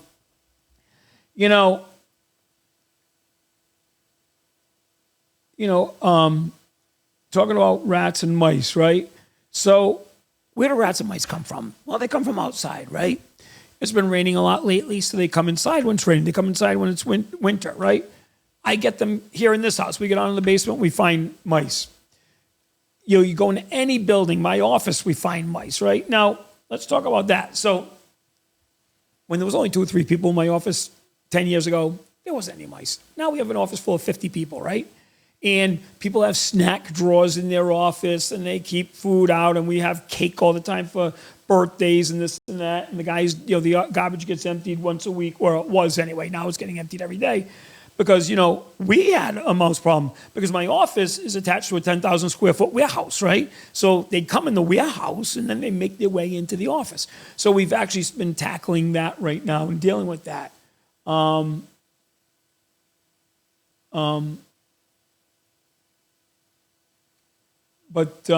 So I'm just looking to see if there's any more questions. No pets allowed. Yeah, I guess talking about the rats. But anyway, so pets, right? So it seems like every time I bend the rule again, or I let somebody bend the rule and get a dog or this and that, it causes a problem, right? So that's why we don't allow, dogs for the most part in my properties, because I love dogs. I have 2. They're around here somewhere. But the problem is in a multi-unit family property, if you have one family that has dogs, aren't they bothering the other 5 units or 6 units or 10 units or whatever it is when they're barking and this and that? So that's why we can't allow loud, noisy dogs. Now, if somebody asks us, can I get a little small dog? What we tell them is, we'll try it. You get the dog. But if it affects anyone's quiet enjoyment, you're going to have to get rid of the dog. So I will give them an opportunity. We have one tenant who has a big dog. Oh, beautiful, beautiful golden retriever. Beautiful dog. Giant 85, 90-pound dog. I mean, the thing just licks you to death. And he is the nicest, friendliest dog. And I've never, ever heard a peep out of him. And I've been spending a lot of time in that building lately because we're doing some work in there. And I don't hear a peep out of that dog. And it's just a friendly. I love dogs. I mean, in that case there, the dog, does not bother the other tenants because he doesn't make a peep. And he's a big dog. Boy, I'll tell you. And he's such a playful, big baby. So I do love dogs, but it's just really hard being a property owner, allowing a dog, or especially a loud dog, in a property where other people don't have dogs. So that's why through the years we've earmarked certain properties as a pet-friendly property, where, okay, those 5 tenants have a dog, you can have a dog. So everybody has dogs. Let the dogs all bark at each other all day long. You want to put up with that? Fine. Even when I'm at home working, I work from home a lot, and I'm in my office, and during the day the dogs will stop barking at somebody walking their dog down the street. That annoys me. I'm working. I got to hear in the background. So that's why I, have the dog rules that I have. I do ramble on too much, Brooklyn. I do. I guess I could shorten my questions, but you know what happens when I'm starting to answer a question? It leads me into thinking about another answer, and that's why I ramble on. All right, I'll be quiet. Well, that's no fun. I'd rather ramble. Anyway, so that's what's going on. Where am I? I'm in Cranston, Rhode Island. Okay, my office is in Warwick. Most of the properties I own are in, I always say Kent County, Rhode Island. If anybody knows Kent County, it's a county, right? Of 6 cities, and that's where most of my properties are, even though I do have a couple in Pawtucket. Most of my, in Smithfield, most of my properties are in Kent County. Oh, and I do have South County. I do have some property in South County. I forget sometimes. Anyway, commercial is a headache and a lot more risk. I agree with that, Nathan. You're absolutely right. And that's why, like I said, for me, my comfort zone has been residential properties. That's been my comfort zone. But again, it's everyone's, like I said, people that are into commercial properties doing a lot better than I am, right? So, so that's the story with that. Let's see. I'm just trying to look through my questions to see if I missed anything. So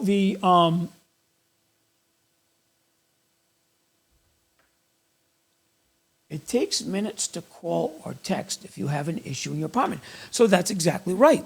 So we always tell people, put it through the tenant cloud, which is our electronic form of filing a concern. Oh, by the way, I do want to talk about this. For people that are starting out in the business, again, you want to keep your expenses down. There are many, many free and very low cost tenant property management apps out there. I started out with a free one. So I started years ago with one called Landlord Buddy. It was an app on my phone. You could do up to like 80 or 100 units with it. I got to tell you something, it was great. I managed it on my phone, my iPad, and it was a really cool app. It was free, but it was nice because it helped me manage my properties, my rents, collect rents, and it was free. So, because I didn't, at that point, didn't have a lot of money, you don't want to start getting nickel and dime by all these companies. I use Tenant Cloud right now. Now, Tenant Cloud is also an inexpensive app. Tenant Cloud is only, I think we're paying like $69 a month, but that's because I have 400 units in it. It scales. So I think for like $25, $30 a month, you can have Tenant Cloud. I highly recommend that type of app. I mean, Tenant Cloud is okay. It's not the best one out there. You get what you pay for, but it does do what we need it to do for the $60, $70 a month. The problem is now to switch to another one, we have 400 units of information and 80 properties to migrate to another piece of software. So now I'm just being lazy, right? Because to switch that over is just crazy. But yeah, I would recommend to anybody getting into the business, whether you have 3 units, 4 units, 5 units, use a software like that. Because you know what? Somebody was saying to me on TikTok, one of my comments last night was, I don't like getting called at 11 o'clock at night, 12 o'clock at night, whatever, 3 in the morning. If you use this Tenant Cloud, well, there's one place for them, one portal for them to put in their concerns, their complaints, send a question that you can check periodically throughout the day, maybe before you go to bed, when you wake up. So you're not getting texts on your phone, you're not getting phone calls. They go just through that app. So it helps you manage your properties a little bit more efficiently without being, without you being harassed all day long, right? So again, that's something that as a new property owner, you want to keep in mind, that you can use a nice app like that to manage your properties. So that's what I would do. Let's see. So, Danny wrote back about that Sherry Cruz should be concentrating on Pawtucket. Yeah, she's a state rep in Pawtucket. I don't know why her constituents in that area should be pissed off that she's spending more time bothering other people in other cities than worrying about her own district, okay? That will come around the next election, I gotta believe. I gotta believe that if she has an opponent in the next election, the opponent's gonna say that. She spent more time bothering people in Warwick and Cranston than in her own district. Again, she's trying to make a name for herself. That's unfortunate. Talking about making a name for themselves, and I started to touch base on this earlier. So in Cranston, when it came out in Cranston about these tenants starting this tenant union and doing their press release, there's a former mayor of Cranston, Alan Fung, his wife, Barbara Fenton Fung, she's running for mayor again in a primary against the current mayor. So she felt it necessary to put out a press release telling the mayor to give back some donations to me that I had given to his campaign throughout the years, saying that I'm a controversial landlord. So rather than her reaching out to me, hey, Mr. Butler, I'm running for mayor. I'd like to talk to you about my platform. I'd like to tell you a little bit about myself. I'd like to find out about you, since you've spent millions of dollars in the city of Cranston, and you're about to spend another $7 million in Cranston, because I am. She didn't do that. She's running for mayor. I am an investor, a heavy investor in Cranston. Not the biggest investor, but I am a heavy investor in Cranston.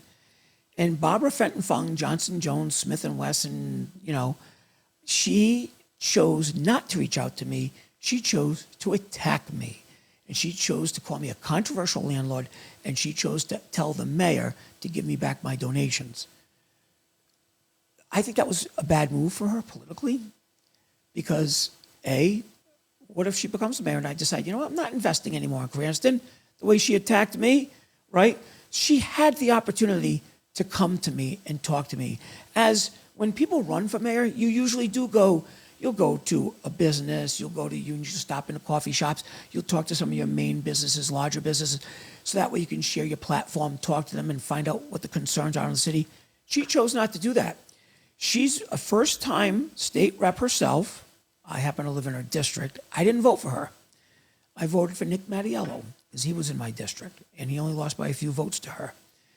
But again, he was having some public relations problems at the time, and she took full advantage of that, and she won.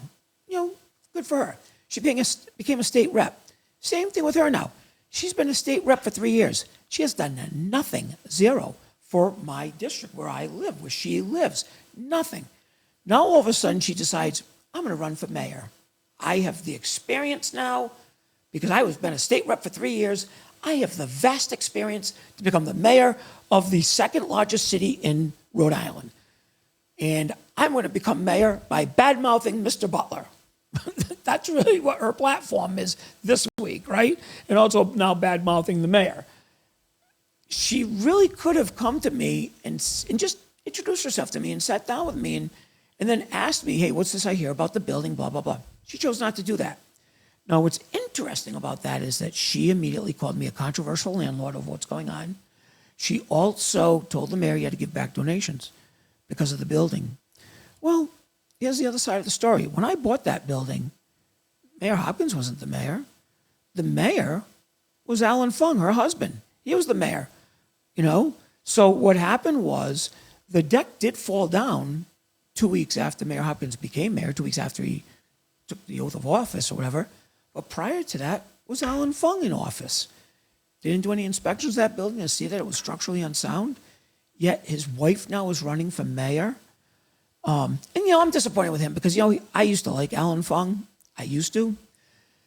But when he was mayor, all he did was take that time to run for governor twice, and he lost both times. Then he ran for Congress and lost that time. That's all he did was as mayor. At the beginning, he was a strong mayor. He did a lot for the city. But as he started looking at higher office, screw the city. I want to be governor. Screw the city. I want to be a congressman. He ran for Congress in Washington and lost. And now his wife, and by the way, he supported Mayor Hopkins the whole time, up until Fung's wife decides she wants to run for mayor. Now, all of a sudden, he changes. I get it. You got to support your wife, right? But then whatever happened to, I'm going to worry about what's in the best interest of the city. Whatever happened to that? I know for me, what's in the best interest of my business, right? If you're the mayor, what's in the best interest for the city, right? Well, I guess that went out the window as soon as wifey decides she's going to run. And her whole platform right now is just making news stories and bad-mouthing people. That's not going to go very far. She has to show what she has done and what she can do. Haven't seen it yet. But she attacked me. I was minding my business. I've never met her. I was minding my business, and sure enough, there's a press release about controversial landlord Jeff Butler. Unfortunate. But anyway, so that's the story with that. So let's see. So, you know, somebody asked if I could put up no soliciting signs on my buildings. So I can put up no soliciting signs, right, on my buildings. But I can't put up no union signs or tenant unions or no forming tenant organizations or groups. I can't do that. You know what I'm saying? I actually thought about, hey, can I form my own tenant association, more like a club, right? Hey, join our club. We're going to have little pizza parties and fun meetings and fun things like that. You know, we thought about doing something like that, and we're toying with the idea right now at Elmwood Realty. We got to figure out how we can do that. But yeah, as far as what's going on now, they can stop in. They can talk to anybody who they want. If the tenants choose to talk to them, they're more than welcome to. The tenants can talk to them. And if they want to join them, they can join them. So, that's what I was saying earlier, though. But why would you? Because, A, the laws are in their favor. Look, if I'm not doing something for a tenant, you can call the building department, as you have. You can call minimum housing, as you have. You can call OSHA, if that's the case, as you have. Make all the phone calls you want. I don't have a problem with that. They will then come, give me a list of what I need to fix, and I fix it. So it's really cut and dry. I never, ever, ever get upset if a tenant calls the building department. Reclaim Rhode Island came in and started having the tenants go to court and try to get restraining orders. Well, that's a little bit, drastic. Call the building department if I'm not doing something. But they go to court, they're trying to get these restraining orders over nothing. That's the thing that bothers me. But again, it's not the tenants, it's Reclaim Rhode Island. I have no problem with the tenants. In some cases, I'm glad when the tenants call, because these are sometimes tenants who don't allow us into their apartments to make corrections or repairs. So now, if they call the building department says, you have to go in. So now I can, give them their $40 notice, and I can go in the apartment no matter what to make the repairs. So in a way, sometimes it's better when they call the building department or the fire department, whatever it is. So I do appreciate that.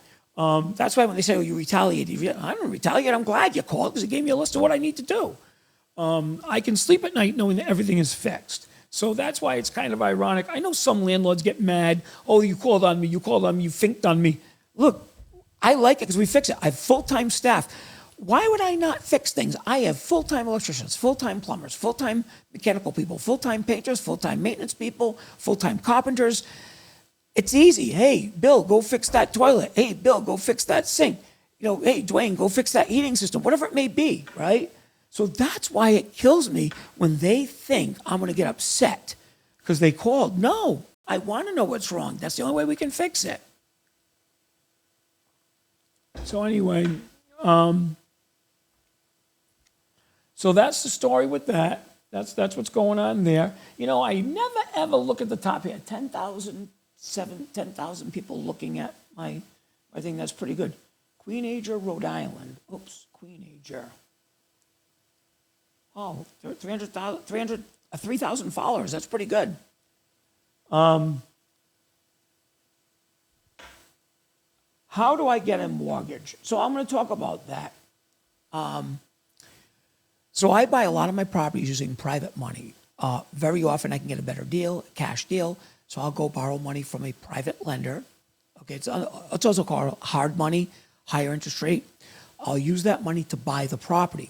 I then immediately go to a bank, and I own the property now, and I can then convert that to a conventional mortgage. That's how I've been doing it the last 5-6 years. It's been working out great.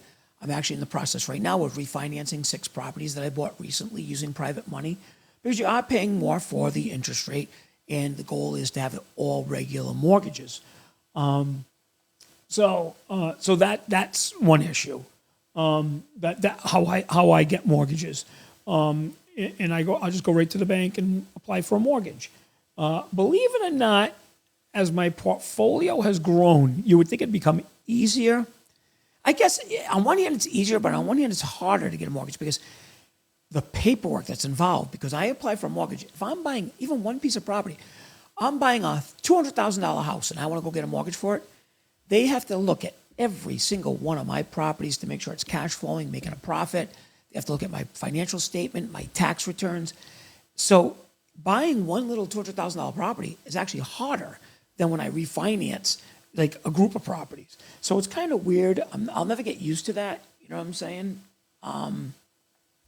About the amount of work, paperwork that's involved. When Andrew, my nephew, was working for me, he did a great job with that. He used to handle all that for me. That was his number one thing, was he dealt with all the mortgages, getting the paperwork. He was a paperwork guy, was a numbers guy.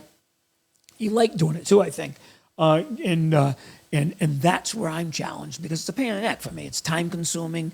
I end up doing it in the middle of the night. I'll wake up, I got to work on this paperwork, But yeah, so that's what he used to do.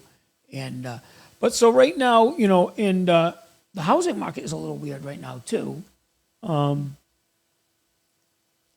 What can you do with a landlord that won't get rid of rats in the building? Oh, sounds like one of my tenants complaining to me. Well, so here's the story with that, right? Mice and rats can be managed if you catch it early on and you manage it through the traps and the bait, and you have to be consistent every single week. Go out and and you can manage it, manage the population, kill it off. If you lose control over it, then that's where you're going to have an exterminator come in. They're not that expensive. Everyone's afraid of exterminators. They're not that expensive. You have them come in, treat the building, here you go.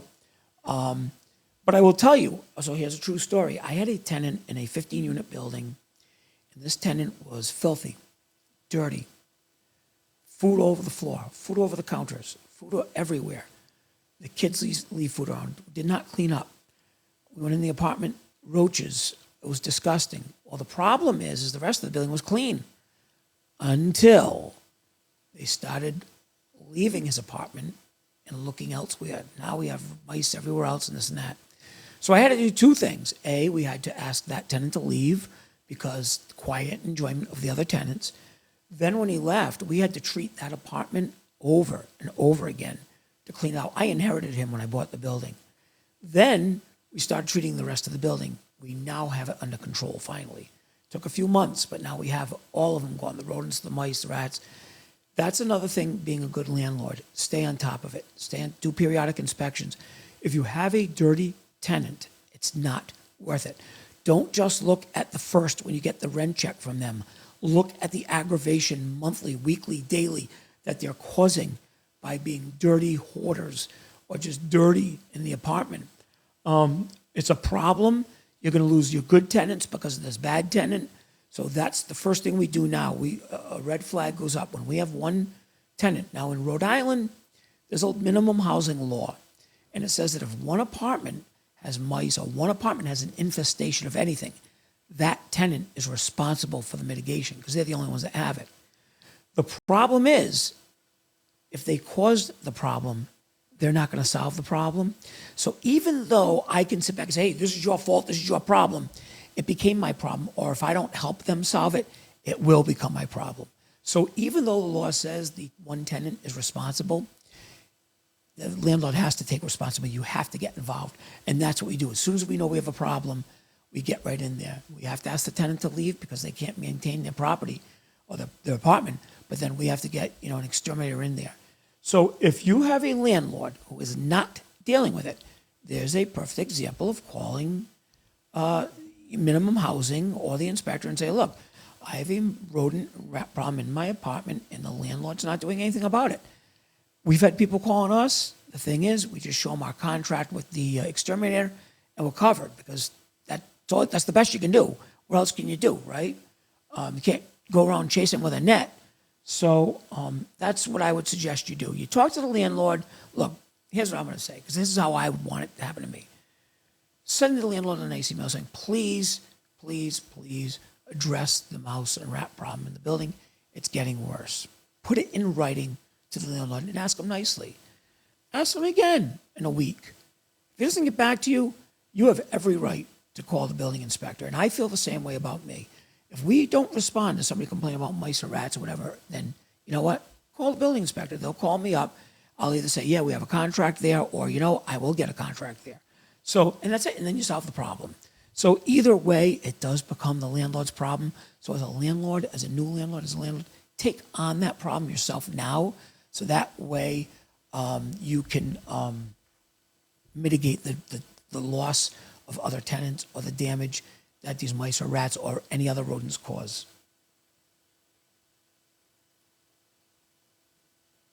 I know, I ramble too much, I know. Let's see, what else we have there? Get a mouse. So that's funny. So, how do you deal with the rats get a mouse? Well, get a cat. So,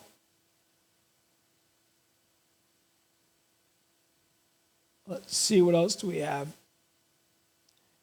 Most of the time, rats are from tenants who are not dirty. I have found that in my history, yes. They don't throw their garbage out. Get the garbage out of the building. Get it out of the building. The rats are looking for the garbage. They're looking for the trash. They're looking for the food. Get it out of the building. That's half the problem. Tenants will put it out because they're lazy. They'll put it out the back door and leave it, in the hallway till they go outside the next day. No, bring it outside. Walk the 20 steps and put it in your garbage can. Slow daddy. Oh, God.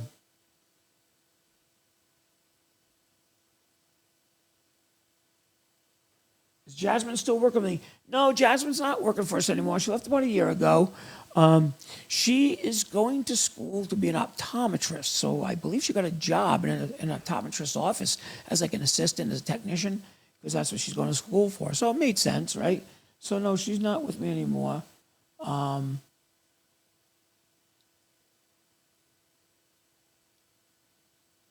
Hey, Maine, how you doing? So I mentioned Maine earlier. My friend Paul lives up in Maine, Calais, Maine, way up there. Jeff, is 39 unit currently the biggest property now? The 39 unit is the biggest property now as it stands, but we're about to start the 48 unit conversion of the nursing home to apartments, so that will be the biggest property, and that's going to be beautiful. In fact, you know what? My next live, I'll show you the plans. I got the plans the other day from the architects, and I'll show you the plans. It's going to be 48 units. And it's going to be beautiful. So we're going to be starting that very soon, and that will be the biggest. And it's not like I'm trying to get bigger and bigger and bigger. I actually am trying to get now. What I'm trying to do now is get more efficient. I'm trying to. In some cases, I'm downsizing. I sold 2 properties recently. Somebody reported I sold 5. I just sold 2, and the only reason I sold those 2 is because my portfolio has changed a little bit. They don't quite fit into my portfolio. So I have some properties that I am selling off as I adjust my portfolio. But it's a great one. It's the small dog that bark. It's the small dogs that bark at anything. Yeah, so small dogs, listen, my dogs do. So we have a Ring doorbell. So the Ring doorbell will, like Amazon, I get Amazon all day long. So when Amazon comes to the thing, it will actually make a sound on my phone. I'm in the back of the house. I'm not even near the front door. The front door is 200 feet away. I'm in the back. And when Amazon comes and it makes a noise on my phone, the dogs go crazy because they hear it on my phone. So they know somebody's at the front door. So, but yeah, my dogs are little tiny dogs, and they're shit-ons. They're, that's what I call them. They're Bichons and Shih Tzus, so I call them shit-ons. And they bark at anything at the front door anyway. I really enjoy following you. Listening to you doesn't feel like rambling. I appreciate that. Listen, I admit my stories are long. I admit I ramble. There's no, I'm not going to argue. Listen, I got a lot more things to argue about than that. Anybody who says that, you're absolutely right, okay? But again, when I'm answering a question, it leads me, I think about another answer to another question, so I try to segue into another answer. Again, it's all about sharing information, experience, education. So I have to tell you something. We just started after watching you in a lot others. It's hard not to take things personal. We have 4. It is hard not to take things personal, and I do. Listen, you know what it is? When you're passionate about anything, you're going to take it personal, right? Anything. Somebody insults. Listen, you might have a car that you're in love with, and somebody insults it. You're going to take it personal, right? My properties, I know how much investment, how much time, how much effort I put into the properties. So when somebody calls me a slumlord, I take it personal. I find that very offensive. Are there slumlords out there? Yes, absolutely. Are there great landlords out there? Yes, absolutely. Have I bought properties from slumlords? Absolutely, yes. And I attempt to turn them around. Do I get pushback from tenants? Yes. So, a lot of the properties I buy that are distressed, right? The rent is low, very low. It's low for a reason. The tenants don't mind the properties being distressed because they know they're paying low rent. I mind them being distressed. I mind them having electrical issues, heating issues, lighting issues, leaky pipes. I mind that. So I go in and I start repairing them. I start cleaning. The tenants that have been in the buildings 10, 15 years, they have stuff everywhere in the common hallways. Well, for me, I don't like anything. Look, call me OCD or whatever. I do not like anything in the common hallways. I want the hallways to be clear. It looks neater. It's a fire issue. It's a fire safety issue. There shouldn't be anything in the common hallways. So that's why but look, I get it. They had no place to store stuff, so we clean out the basements, and I built storage units. So yeah, it is a problem, but I have a solution, right? I built the storage units. But I do get pushback because the tenants know, okay, first of all, they have to eliminate a lot of their crap they're storing. That's number one. And there's been a lot of tenants that have a lot of crap. They got to get rid of their stuff because the storage units are much smaller. But it's a rental property. If they want to go rent another storage unit down the street, go ahead. But I'm providing them one on site. So I do get pushback. When I'm upgrading the heating systems or upgrading the electrical, I do get a little bit of pushback. Why? Because they know it's inevitable. Either I'm going to raise the rent, or because of the cost that I had to invest, the money I had to invest, or they know they're going to end up paying their own electric and their own gas bill, because when I do separate them, they get the gas and electric bill. That's just inevitable. That's just the way it is right now. That's how society is. Everyone pays their own bills. You take your own responsibility. You're the master of your domain. You control how much heat you use, how much electricity you use. You control your bills, your destiny. It's not my destiny. It's your destiny. I used TikTok the other day. I used the analogy of the buffet, right? I go to an all-you-can-eat buffet. I pay $16. I'll sit there and eat, right, for $16. If I go to a regular sit-down restaurant, I'm going to order one steak and eat it and leave, right, for $20, whatever it is. Same thing with the tenants. They have unlimited heat. They're going to turn it all the way up. What do they care? Unlimited electricity. Use as much as you want. Leave the TVs on when you go out. Leave the windows open. The air conditioner's going. But now, if they are in control of it, it changes everything. It changes everything for everybody. Now, I don't have to raise the rent because now I'm not covering those bills anymore. You are. And if you want to maintain some sort of a budget, keep your costs down. So that's why I separate all the utilities in every single building. My goal right now by next September, is to have all of my buildings separate, and I should reach that goal. Trying to hire a couple more plumbers right now, heating guys that can work on installations of boilers with my licensed plumber. That way we can get these boilers installed before next September. I haven't created the map yet. I really feel bad about that. And it's probably easy. I probably can just go on a map and put a bunch of pins and take a screenshot. So I really should, to show everybody. Team Jeff shirt, huh? Yeah, I guess we can have some made. I just ordered my ice cream shop shirts for this year. And I should go right back to the same company and order some T-shirts for Team Jeff, I'll tell you something. That's an expense that's gone up too, is T-shirts. I'm trying to get T-shirts made, for the ice cream shops and for my other businesses. Two colors screen printed, two sides of the shirt. And I don't know, maybe I'm naive, but $13, $14. They're expensive, and I want just cheap shirts because, they're throwaways. After a couple of months, they're crappy. You throw them away. Though I do want to use some for giveaways at the ice cream shops. I use punch cards. I believe in coupons. I absolutely believe in coupons. I use it for everything. And I encourage people to use coupons. So my ice cream shops are the Bed Bath & Beyond. Well, of course, they're Beyond now, but they're the Bed Bath & Beyond of ice cream shops because I accept coupons. It doesn't matter what kind of coupons. I accept coupons. I appreciate the fact that people are coming to my stores.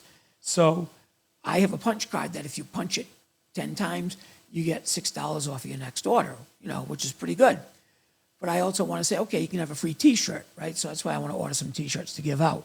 Problem is that, $15, I can't give out a free T-shirt, all right? Because then the 10 ice creams they bought, I didn't make anything on them. So it has to be equitable. I'm going on a Royal Caribbean cruise on Friday. I got the router you recommended. Thank you. Oh, fantastic. It's funny. I had my router in my hand the other day because I was doing a software update.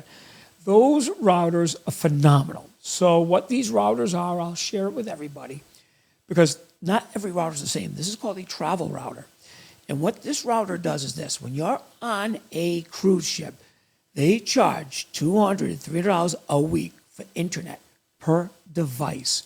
So there were 4 of us. There was my wife, myself, and my kids. 4 of us who want to be on the internet all day long, right, on the cruise ship. So I bought this router, $79 on Amazon. I bought this router. It's a travel router. The difference with this router is it uses an app on my phone. So when I sign up for the internet on the cruise ship, it doesn't see my phone. It sees the router. And the router shares the internet in the room, right, in the stateroom with all 4 of us. So we all have internet on this router. So I'm paying for one internet charge, right? One $200 charge, but all four of us can have internet. And this particular router is battery operated, it's rechargeable. So you can take it with you around the ship because there's internet all over the ship.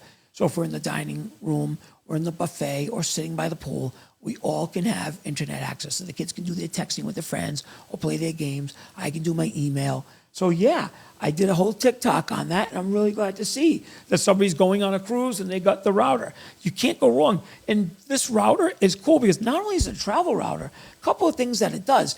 You can put an SD card in it. You can put a bunch of movies on it, depending on how big the card is. I put 100 movies on mine. So when I'm traveling, even on an airplane, on my phone, I can just log into the router, and on my phone, I'm watching movies off the router without tying up the memory on my phone. And also the kids are on the airplane with me, same thing. They can watch movies off the router because the router can, I think it does up to 10 people. So it's a great router. And like I said, it's rechargeable battery operated router. So that's the story with that. Oh, it's my mother calling me. Oh, watch this. Hello? Hi, Jeff. Hi. Ma, I'm on TikTok live right now, and I have you on with me. Do you want to say hi to everybody? No, that's okay. You sure? All right. You want me to call you back after my TikTok? Yeah. What are you being shy tonight? No. All right. Not being shy. Okay. All All right. right. I'll Yeah. call you back. That's my 90-year-old mother, everybody calling me from Florida. All right. I'll call you back in a little while.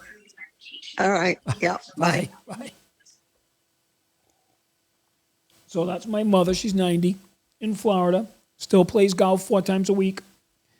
Absolutely. I hope I have her genes. Well, I do have her genes. I hope I still have her genes in 30 years, 31 years. But yeah, so she was calling me from Florida to say hi. Are all my units ADA compliant? Well, that's a really good question. I do have ADA compliant units, but not all of them are good compliant. I have properties I bought that are 200 years old. That first building I bought, that's not ADA compliant. The commercial units are downstairs, but the apartments are not. No. But do I have apartments that are ADA compliant? Absolutely. And if they're not, and that's a great question. So I have a tenant that lives in East Greenwich, and she is disabled, and she's in a wheelchair. Actually, she has a walker. And an agency donated for her a ramp, a big giant aluminum ramp. So they came to me, can we install the ramp? Absolutely. So they, of course you want to make it, you want to accommodate her who has a disability. So they installed a ramp in that property, in that building. Recently, I had the exact same thing happen in another property where the tenant needs a ramp, so they're installing a ramp. So we make them ADA compliant as they need to be. I don't want to lose the tenant. These are great tenants, and at the same time, you're accommodating them. I do have a lot of first floor apartments that are ADA compliant just because they're first floor apartments. So that's how that works. They don't all have to be ADA compliant. When you build them, they do. But again, I buy older buildings and I just remodel. But it's interesting because my ice cream shop in Cranston, like I said, that building was built in 1770, before the Revolution. That's how old that building is. And but the first floor is on ground level, so the commercial spaces are ADA compliant. The second and third floor, has staircases, so it's not. So to answer that question, but we try to. Management, it's easy to have stuff spread together and spread out. Absolutely. So for me, I like buying properties within a 10-mile radius. Why? Because it's easy to manage. I do have properties outside of that radius. Down in Narragansett, it's about 30 miles. We have a property. So Narragansett Properties manages that property for me, but we maintain the maintenance on it. If something breaks, we'll go down and manage it, but I have somebody else manage it, the day-to-day operations in the summer, because it's a summer rental property. But in Pawtucket, those are 15 miles away. We manage those, actively manage those properties. If I bought properties outside of the state, then yeah, I would just have a local management company manage them. That's all I would do there, Let's see. All right.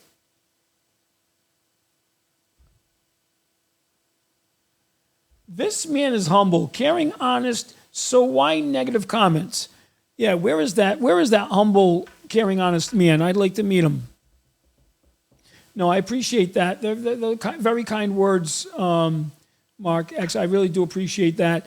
You know, the negative comments are just from people who are not really on here to learn about property management or property ownership. They have their own agenda. Okay, loneliness. I don't know. They're shut in. This is their only way of communicating with the outside world. I don't know, but you know, I take the bad with the good, right? Because I get a lot of good. I got more good comments than I got bad comments. So, I don't mind.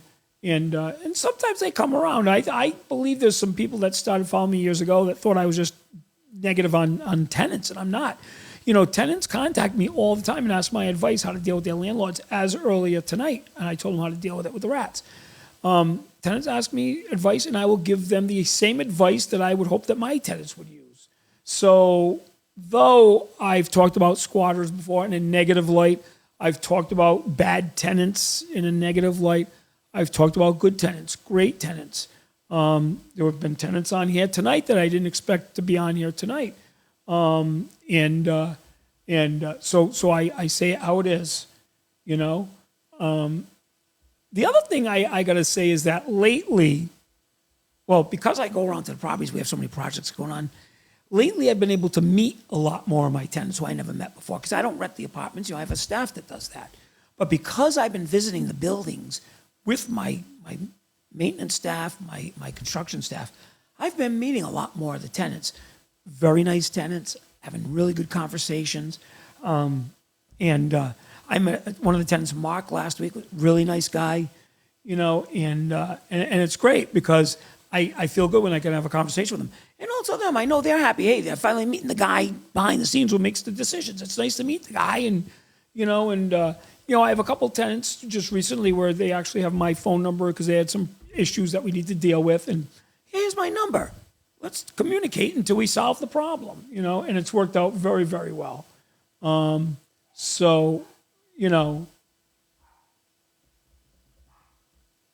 Yeah, you need a place in Boise, Idaho. That's a place I really never thought about buying a piece of property in Boise, Idaho. I'm sure it's very nice, you know, but that's just never crossed my radar, you know. So my son, I guess, decided he wants to go to Auburn University, right, in Alabama. That's what he decided. So I'm thinking, okay, what do I do? Do I buy a place in Auburn? Like, do I buy like a multi-unit? That way I have a place to go when I go visit him, or Carissa goes to visit him. You know, that crossed my mind, right? And then when his first year, obviously, he would live in a dorm at least, maybe the second year, but then he would have an apartment to live in after. I don't know, but I did think about it. It crossed my mind. It still crosses my mind. I'll have to think about it. But I will tell you, we went and visited it last weekend. That's where we were last weekend. What a beautiful part of the country. Beautiful, beautiful land, beautiful. That university is unbelievable. Beautiful, beautiful university, beautiful college. Very impressed, very impressed. Anyway, I have 25 years owning property. I manage nothing myself now. Well, listen, that's something I do look forward to doing. So now what I buy is more turnkey stuff. I haven't been buying a lot more distressed property lately. Now I'm buying some turnkey. I just bought 2 beautiful 7-unit turnkey property. When I say turnkey, they still need a little TLC, a little. For instance, they had old light fixtures in there. We're putting brand new LED motion sensor lights like I like to do. I'm doing the storage units downstairs. But other than that, these buildings are turnkey, ready to go. The apartments are nice, the tenants are nice. So I am doing more of that now to make it easier for me. The 48-unit building, I don't plan on lifting a finger on that. I plan on just subbing that out to a construction company, come in, build it, deal with the architects, deal with the engineers. I don't want to look at it. I want to sleep during it like Rumpelstiltskin, is that the one? And wake up and have it all finished, right? Because it is stressful doing all the construction, the projects. So yes, eventually I'm hoping to get past that part of it. Then all my guys will still work for me, but they'll mainly just be maintenance guys now. Fixing air conditioning, fixing heat, fixing a wall, fixing. So I'll still have all my staff, but they'll do more maintenance rather than right now building and remodeling, right? So their life will become easier. My life will become easier, and my staff's life will become easier. And with all the apartments rented, I'll be able to keep them on. So it works out well for everybody. Oh, Tim, Monday does come fast. You're not kidding. 12 hours. So Mondays, right? Carissa, my wife, she manages the office. And one of the things she brought to the table when she came to manage the office was Monday property manager meetings. It's fantastic. She has a property manager meeting every Monday morning at 8:30, meets with the property managers, the maintenance staff, goes over what needs to be done for the week. It's a great, and also whatever came in over the weekend. Great management technique. So then I stole the idea from her. Well, I didn't really steal the idea from her, but what I do now is I come in at the very end of her meeting. I'll meet with them for a few minutes, but then I have my own meeting with the audiovisual staff, the techs, the salespeople, and the warehouse manager, and we talk audiovisual, sales, what's coming up for events, talk about sales strategies, closing deals. So I have my meeting with my audiovisual people on Mondays. So there's 2 meetings. Then on Wednesdays now, which we started doing this year, this is where I stole the idea from Carissa. Every Wednesday I have a meeting with my ice cream shop managers, and we talk about the upcoming week. Like, for instance, this week is school vacation here. So last Wednesday I had a meeting with my 2 managers, with Jayla and Kelsey.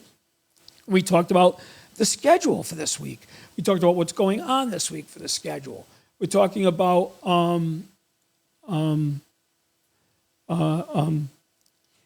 any promotions, staffing, shortage of staff. If we need staff, how's the hiring going? So we've been having weekly meetings. I'll do that throughout the summer. It was a great idea. I got that idea from Chris. And we never really did that because my father ran the ice cream shops, so he kind of did it all. But now it's on me now. So that's why, at least, for this year, I'm overseeing them. But I got 2 great managers, great young adult managers. I can't say enough about them. They've worked for me for a few years, but Jayla, this is her 2nd year being a manager, and she also stayed on throughout the winter being a manager for the store that stayed open. And then Kelsey, this is her 1st year, but she's got right into the job, doing a great job. I went in the store yesterday morning. The store was spotless. It looked great, and so I'm thrilled because I can see a really positive season this year. So that's the story with that. Who do you get Chinese food with now? Oh, that's a good question. Who do I get Chinese food with now? So I get it with my family. I get Chinese food. Sometimes I go out with my nephew, Brian. We'll go across the street to lemongrass near our office. You have video proof that you didn't do anything. Oh, you got to be more specific about that. I have video proof that I didn't do anything. Are you talking about the video that I posted yesterday where I can't say I didn't do anything because I yelled and screamed. I was wrong there. I yelled, I screamed, I was wrong, should have walked away. That's on me. I did not lift a finger, did not touch anybody. That's on them. So if you're saying I didn't do anything, I did not assault anybody. I assume that's what you're asking about. I could be completely off base, and if you want to re-ask the question, I'm fine. You missed the beginning of the live. I'm assuming your charges are being dropped, right? I don't know that if my charges are being dropped. I have a court date in May right now.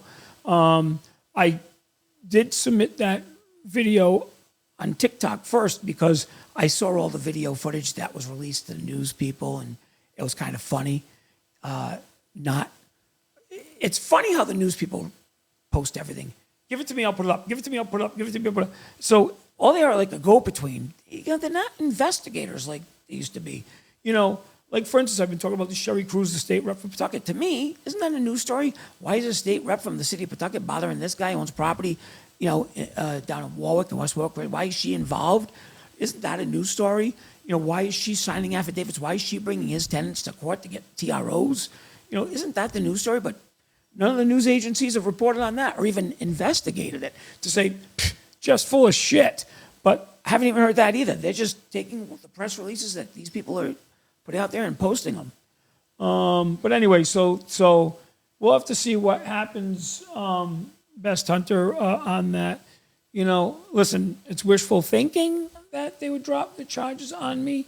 But if they don't, they don't. Again, I was the one who did opt to get arrested. I did say, I want to press charges. And the officer did say to me, if you press charges, we're going to arrest everybody for disorderly conduct. If you don't press charges, you can all go home now. And I said, no, they assaulted me. I want to press charges. and they did assault me, and the video speaks for itself. All three of them assaulted me, and the video, my 360 camera is the best thing I ever bought. Listen, I got to tell you something. I love that 360 camera. That does some cool stuff. Even when we have a party, my Christmas party, I used it. I put it on TikTok because it gets everything. You aim it after later on, and so you don't miss a thing with that camera. Unless somebody's standing in the way. But anyway, so Cam, I get Chinese food, and of course I love Chinese food. I will go get Chinese food anyway. So, wait, what? Can you elaborate? Can I elaborate on what? Can I elaborate on what? Me getting arrested? I kind of talked about it at the beginning, but if you go back a few videos, you'll see the video where I say, here's the whole story. Watch the video. It tells the whole story about it. There was an altercation with a couple of tenants.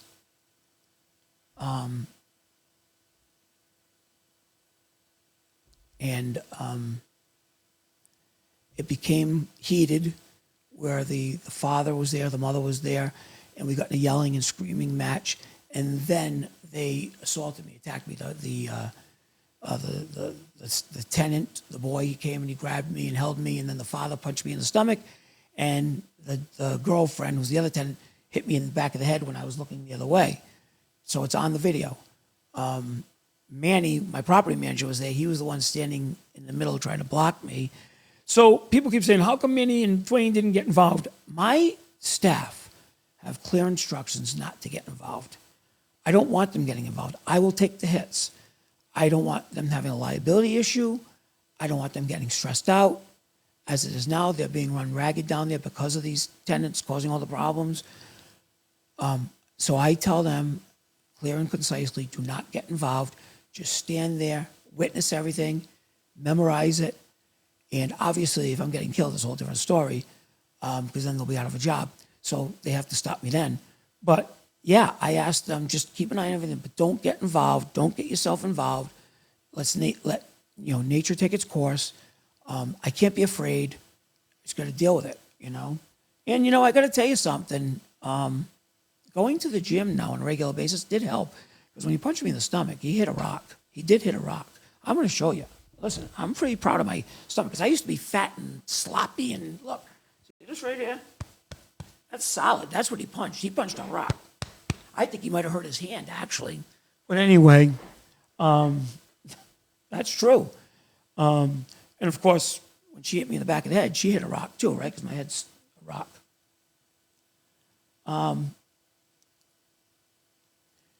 Yeah, I agree with you, Brad. I think I can't say the officer didn't do his job. He just didn't see all the footage because my 360 camera, the way it works is you have to download the footage to an iPad or an iPhone and then you use your finger and you can move it around to see the 360. So I can't say he didn't do his job. Yeah, my 2 employees, actually 3 employees were there. They did make statements and file statements. And yes, he didn't read those statements or he didn't accept those as fact, maybe because they were on my side. In other words, yeah, of course they're going to stick up for me. But now that they have the full video, I think those statements have a lot more credibility. So I can't say the cops have such a tough job. I actually felt, one thing I felt guilty about is I'm always saying, even on TikTok, the cops have a tough job to do. And all this frivolous stuff. I watch On Patrol Live every weekend, and I see all what the cops have to go through. And I feel bad for them. It's a tough, tough job. And here I am, having them arrest me, causing a problem on Tuesday when there's probably more important things for them to do out there. So I actually felt bad about that. But at the same time, I was assaulted, and that's what they're there to do, is to handle of that type of situation. But the cops were respectful to me. Like I said, the one who drove me to the station, Officer Tom Lavoy, I think his name was, just nice guy, doing his job, respectful, and so I am kind of, so again, I felt more guilty that I made the cops have to deal with me than anything.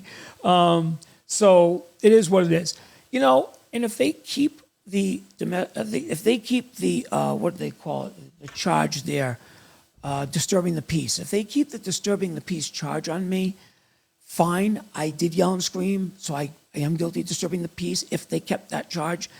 Though, here's a little backstory. Throughout the day prior to this inspection, which I had no idea till after the fact, these tenants were posting on social media how they couldn't wait for me to come. Their father was going to be there. He's going to tell me. He's going to fix me. So they did kind of set the tone and set me up, and I didn't know it till after the fact. And we have all those posts now, so that is part of the evidence that I submitted with my video to say, hey, look, here's what happened. They kind of set me up. They expected. So, I wouldn't have this charge if they didn't do that wrong thing. So, yeah, in a perfect world, I'd love to have my charge drop and their charges escalated to assault. I would love that. But again, I'm not the prosecutor. They deal with this every day. They're the professionals. They have to decide what is best, and really what the outcome is. And I'll respect the decision. May not be thrilled with it, but I'll respect it. But that's the story with that. Mark made a TikTok just to post that message. What was that one, man?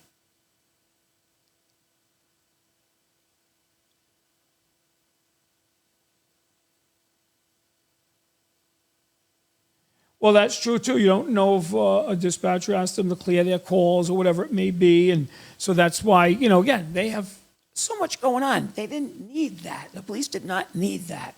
But at the same time, it's unfortunately, it's unfortunate the whole incident took place.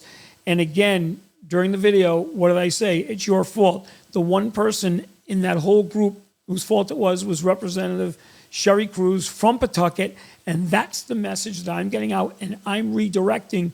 Even when the news people ask, do you want to make a statement? Yeah, my statement is talk to Sherry Cruz, find out what her problem is. That's my statement. Talk to Sherry Cruz, find out what her problem is.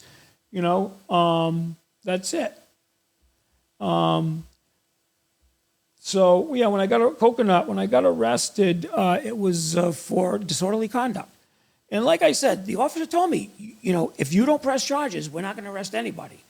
I said, no, I want to press charges. So I chose to get arrested.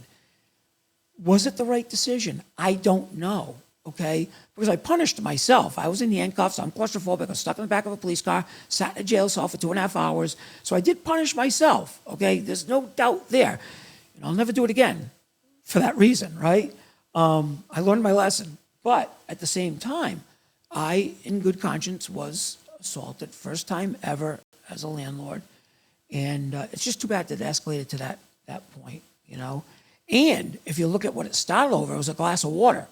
So the glass of water, that's what it started over. If you watch my video, it's a 9-minute video because I set it up, I tell the story, then I show the video.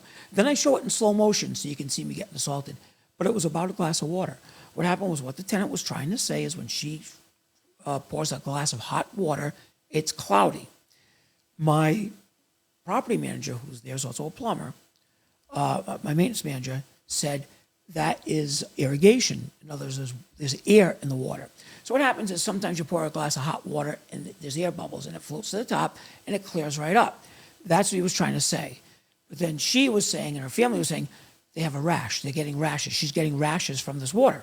So I then said, no problem. We'll call Providence Water. That's where we get our water from. I don't make the water. I don't supply the water. We get it from Providence Water. They didn't like that answer, and that's when it escalated. I wasn't calling them liars. I said, let's call Providence Water. And that's where it escalated, and I don't understand why it escalated. Oh, and when it started escalating, I said, okay, that's it, I'm leaving. And they said to me, you're not going anywhere. I'm not going anywhere. I'm not going to leave. So that was odd. That was very odd. That's why it was a setup from during the day when they posted all their social media stuff saying, I can't wait till he comes for the inspection. We're going to tell him. We're going to get him. My father's going to be here. He'll show him. Well, what does that mean, right? So that's the story with that. I guess it worked. Theoretically, when you get arrested for disorderly conduct, you get, it's called a filing for 1 year. So theoretically, if I stay good and don't get in trouble, it stays in my record for a year, and after a year, it goes away. I got a perfect record. I've always had a perfect record, a perfectly clean record. So it'll go back to being clear in a year, I guess, if they do keep the charge. But anyway, what interest rate am I paying on my new mortgages? So I'm paying, well, my last mortgage is 7.15. So the interest rates are hovering around that. I think I'll be about the same on this next one that I'm doing too. You know, it's crazy because the interest rates were down to 2-3%, you know, a couple of years ago and everyone got spoiled. But, you know, putting it in perspective, 15 years ago they were 7.5. 15 years ago they were 9, 10, 11. So compared to 15 years ago, they're still low. Would I like them to be lower? Absolutely, because then I can it keeps my costs lower, it keeps my rent lower, I can be competitive. So that's the only thing. Try to look for video, can't. So, well, let me see. They didn't take my video down, did they? That's what's crazy. So, funny that came up. The other people that posted videos, because they had their camera going, post the videos on TikTok. They've been up all week. I put my video up. 10 minutes after I put it up, it was taken down because it said it was bullying and harassing, but I put in an appeal. About an hour later, it was back up again. So I don't understand why some videos are okay and some aren't. Mine's the full video. Mine tells the truth. That one's a live video, or I'll say it's an edited partial video. Mine is beginning to end without an edit. But now that's interesting. My video's not up there. Let me see. Let's see. Oh, I think, did I pin it? It's pinned. So if you go on my profile, I actually have it pinned, and there's 9,000 views right now on it. But it is a pinned video. That's the video of me getting arrested and the altercation. The video. It's the complete video from beginning to end. So it is there. When you bought in 1996, you were happy to get under 10% rate. Yeah, see? That's what I'm saying. Back then, that was the interest rate, you know?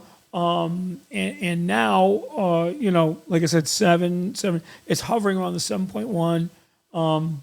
So, you know, in fact, it's funny. I actually have a property that I bought 4 years ago, and it was an assumable mortgage. So still have to go through the process of applying, but it was an assumable mortgage with 5.5%. At that time, all the interest rates were like 3.5%, 4%. It's like, oh, that sucks, 5.5%. That sucks. But it's a fixed mortgage, and guess what? That's still at 5.5%. Now I'm getting all these 7% mortgages. So you put it in perspective, right? Back then I was like, oh, that sucks. But now it's like, hey, that's a good interest rate. So that's the story with that. Hey, thank you very much that you love that I triumph through the hate. A lot of hate out there, you know.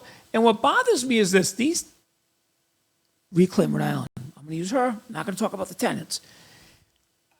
15 years ago, I was in foreclosure. 15 years ago, I didn't have money. So when I buy a house at an auction, I am empathetic to the people that lost their house.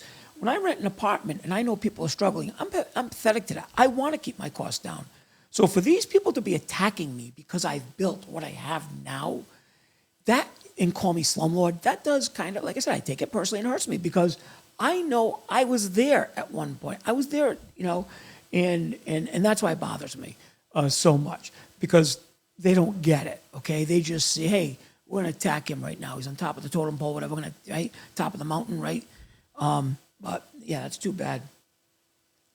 So, and, you know, here's the other thing, too. Well, I can't run against her, but I do suggest people do run against her because they'll have an easy win. She doesn't do anything in her district. She's in everyone else's district, not mind her own business. So I think whoever runs against her will win, right? So, am I going to wear red in court? You know, I should. That's funny. Oh, but you know what I heard? I got to Google it. I heard, now this is crazy. Well, I can't say it because I don't, shoot, how do I do this? Oh, because they're all watching me. Let them wear red. And after the fact, I'll tell you, I'm going to have to save that till after Tuesday. But yeah, that's funny, Cam. That's funny.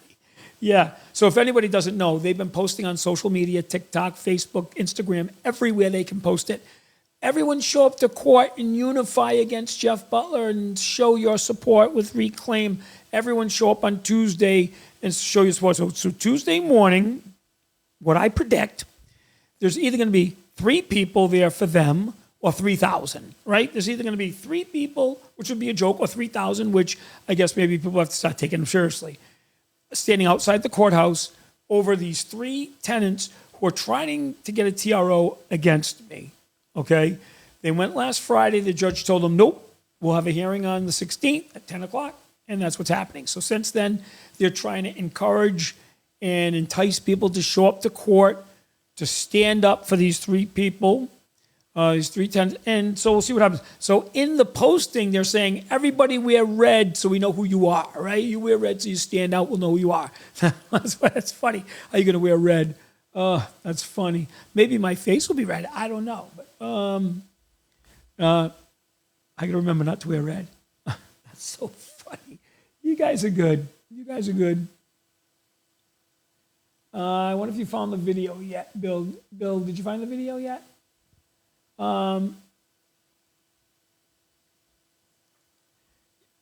Yeah, in Hartford, Connecticut, the landlord has 0 rights. So, when I sit back and I see what's going on in Florida, California, with the squatters, the craziness, I say to myself, think I'm in Rhode Island. In Rhode Island, the laws are fair. I really do believe they're fair. The laws are there for the tenants and the landlords, and as long as we all play by the rules, we will all be protected. I do believe that. Now, there's an interpretation of the laws, right? You have lawyers that might interpret it one way and lawyers that, depending on who their client is. But the laws are the laws. The statutes are the statutes. And that's why, but yeah, I guess in Connecticut, I know Massachusetts is very difficult to evict people in Massachusetts, but in Rhode Island, the laws I think are fair. And again, so last Wednesday, we had to go to court. We had 7 evictions last Wednesday. So I just want to give you this story, 7 evictions. So I talk about evictions, right? Since, we're going to go back just to December. Out of all I probably had 30 evictions. How many people did I actually evict? 2. When we go to court for an eviction, it's not always to get them out. I don't want empty apartments. No, I didn't go Wednesday. Carissa went Wednesday. It was the day after I got out of jail. I needed to decompress. So Carissa went in my place to court with my attorney. And no one got evicted. One did choose to leave and gave notices of leaving, but we didn't evict anybody. We got into payment plans. I'm in the business to have rental properties with people paying rent, not to have empty space. So if we go to, sometimes, and it's human nature, right? Human nature. When I was younger, I did the same thing. If I owed a bill, I avoid the bill collector, right? I owe my car payment, I avoid the bill collector, right? It's the same thing. When the tenants fall behind, they avoid us. Sometimes court just forces them to communicate. Most of the time, court forces them to communicate. Because we go to court does not mean we're going to get them out of the building. I don't want to get them out of the building. For the most part, they're good people that just ran into a financial setback, whatever it was, broken down car, lost their job. It could be a multitude of things. But we have to force them to get to court to discuss it and work out a payment plan. And so on Wednesday's a good example. 7 evictions, 0 evictions. Okay, we work out payment plans, then we present it to the judge. The judge puts a stamp on it. The tenant knows where they stand now. We know where they stand. And very often, because I usually am the one to go, Andrew used to go. When he left, I started going again because I used to go way back when. It's the first time I'm meeting the tenant, and we have a good, conversation, and we work it out. That is a good tenant, and it's a good landlord because we negotiated a payment plan, a mutual agreement, again. And it was one of those things where they come to court, they don't want to go to court. They might be losing a day's pay, they're losing a day out of work, whatever it might be. And when we can leave and we're shaking hands and we're all happy, that's what it's all about. What's happening now with the tenants that Sherry Cruz is getting involved with, the relationships are demising. She's ending these relationships for these tenants by her behavior, by her interjecting, by her getting involved in our relationship. She's only causing problems where problems don't exist. Here's a good example. All these other tenants, we're able to work it out with them.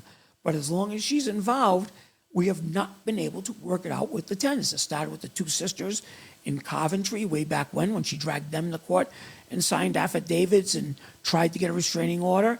That didn't work out well for her. They're both gone. I got the lawsuit that she encouraged from December 29th with those 2 tenants. I'm optimistic that that's not going to work out good for her or the 2 tenants. And now we have these 3 tenants, same thing. So that's the facts. Those are the facts. That's the truth. The problem is the tenants don't see it because they don't meet me, they don't talk to me, they don't see my property managers. They have Sherry Cruz and her reclaim people stopping at the door, knocking on the doors, filling them with a bunch of crap, and the tenants listen to it, okay, which is unfortunate, and that causes a glitch in our relationship. Can it be repaired? I think so. I'm willing to have the conversation. I've tried.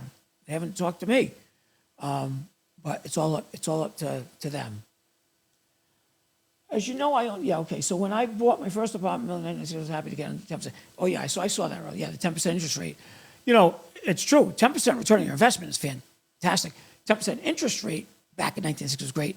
I'm happy right now with 7%. Private money is anywhere between 8 and 14%. I've never paid 14% ever for private money, but private money, which I do use sometimes to buy some properties, is a higher interest rate. Very, real high. Just right now in general, it's just in case a landlord loses their job or a tenant loses their job. So if a tenant loses their job, obviously there might be unemployment. There are agencies out there that will give them. So we have tenants that will come to us to rent an apartment, and the tenant doesn't have enough money for the security deposit. So they'll go to a different agency, various public agencies, and ask for a grant for the security deposit. And they get it, they'll get most of it, a part of it. So they do have those programs out there. The other program that's out there, and I really suggest the tenants to take advantage of it, is legal services. So in the courthouse, there's legal services. What that is they're basically free lawyers for tenants who can't afford a lawyer. So if we're going through an eviction or having a problem with a tenant, and they can't afford a lawyer because their income's not high enough, they can go to legal services and apply to have a lawyer represent them. Now, I think that's great because when they have a lawyer represent them, now they're on equal playing field. They can talk to my lawyer. The 2 lawyers work out a deal, whether it's they move out, they exit the property, or a payment plan, right? It just makes it so much easier. So I do advocate to tenants when they can't afford an attorney, go to legal services, see if they'll give you an attorney. That's why I say they don't need, in my opinion, they don't need that reclaim round. They can talk to them if they want, join them if they want, but they don't really need it because there's no lawyers for reclaim round. The lawyers are the legal services at the courthouse. So that's why I think get a lawyer to represent you against your big bad wolf landlord.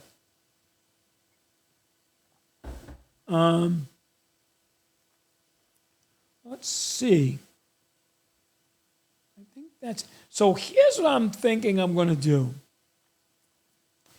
I'm going to do another live this week. Maybe Tuesday night, maybe Wednesday night, depending on what goes on with the hearing. I'll do another live. Plus, I probably will have some more information on the video, the arrest, and this and that. I will, but I will do another live Tuesday. I want to thank everybody. Tonight was 6 to 8:30 live. I want to thank everybody.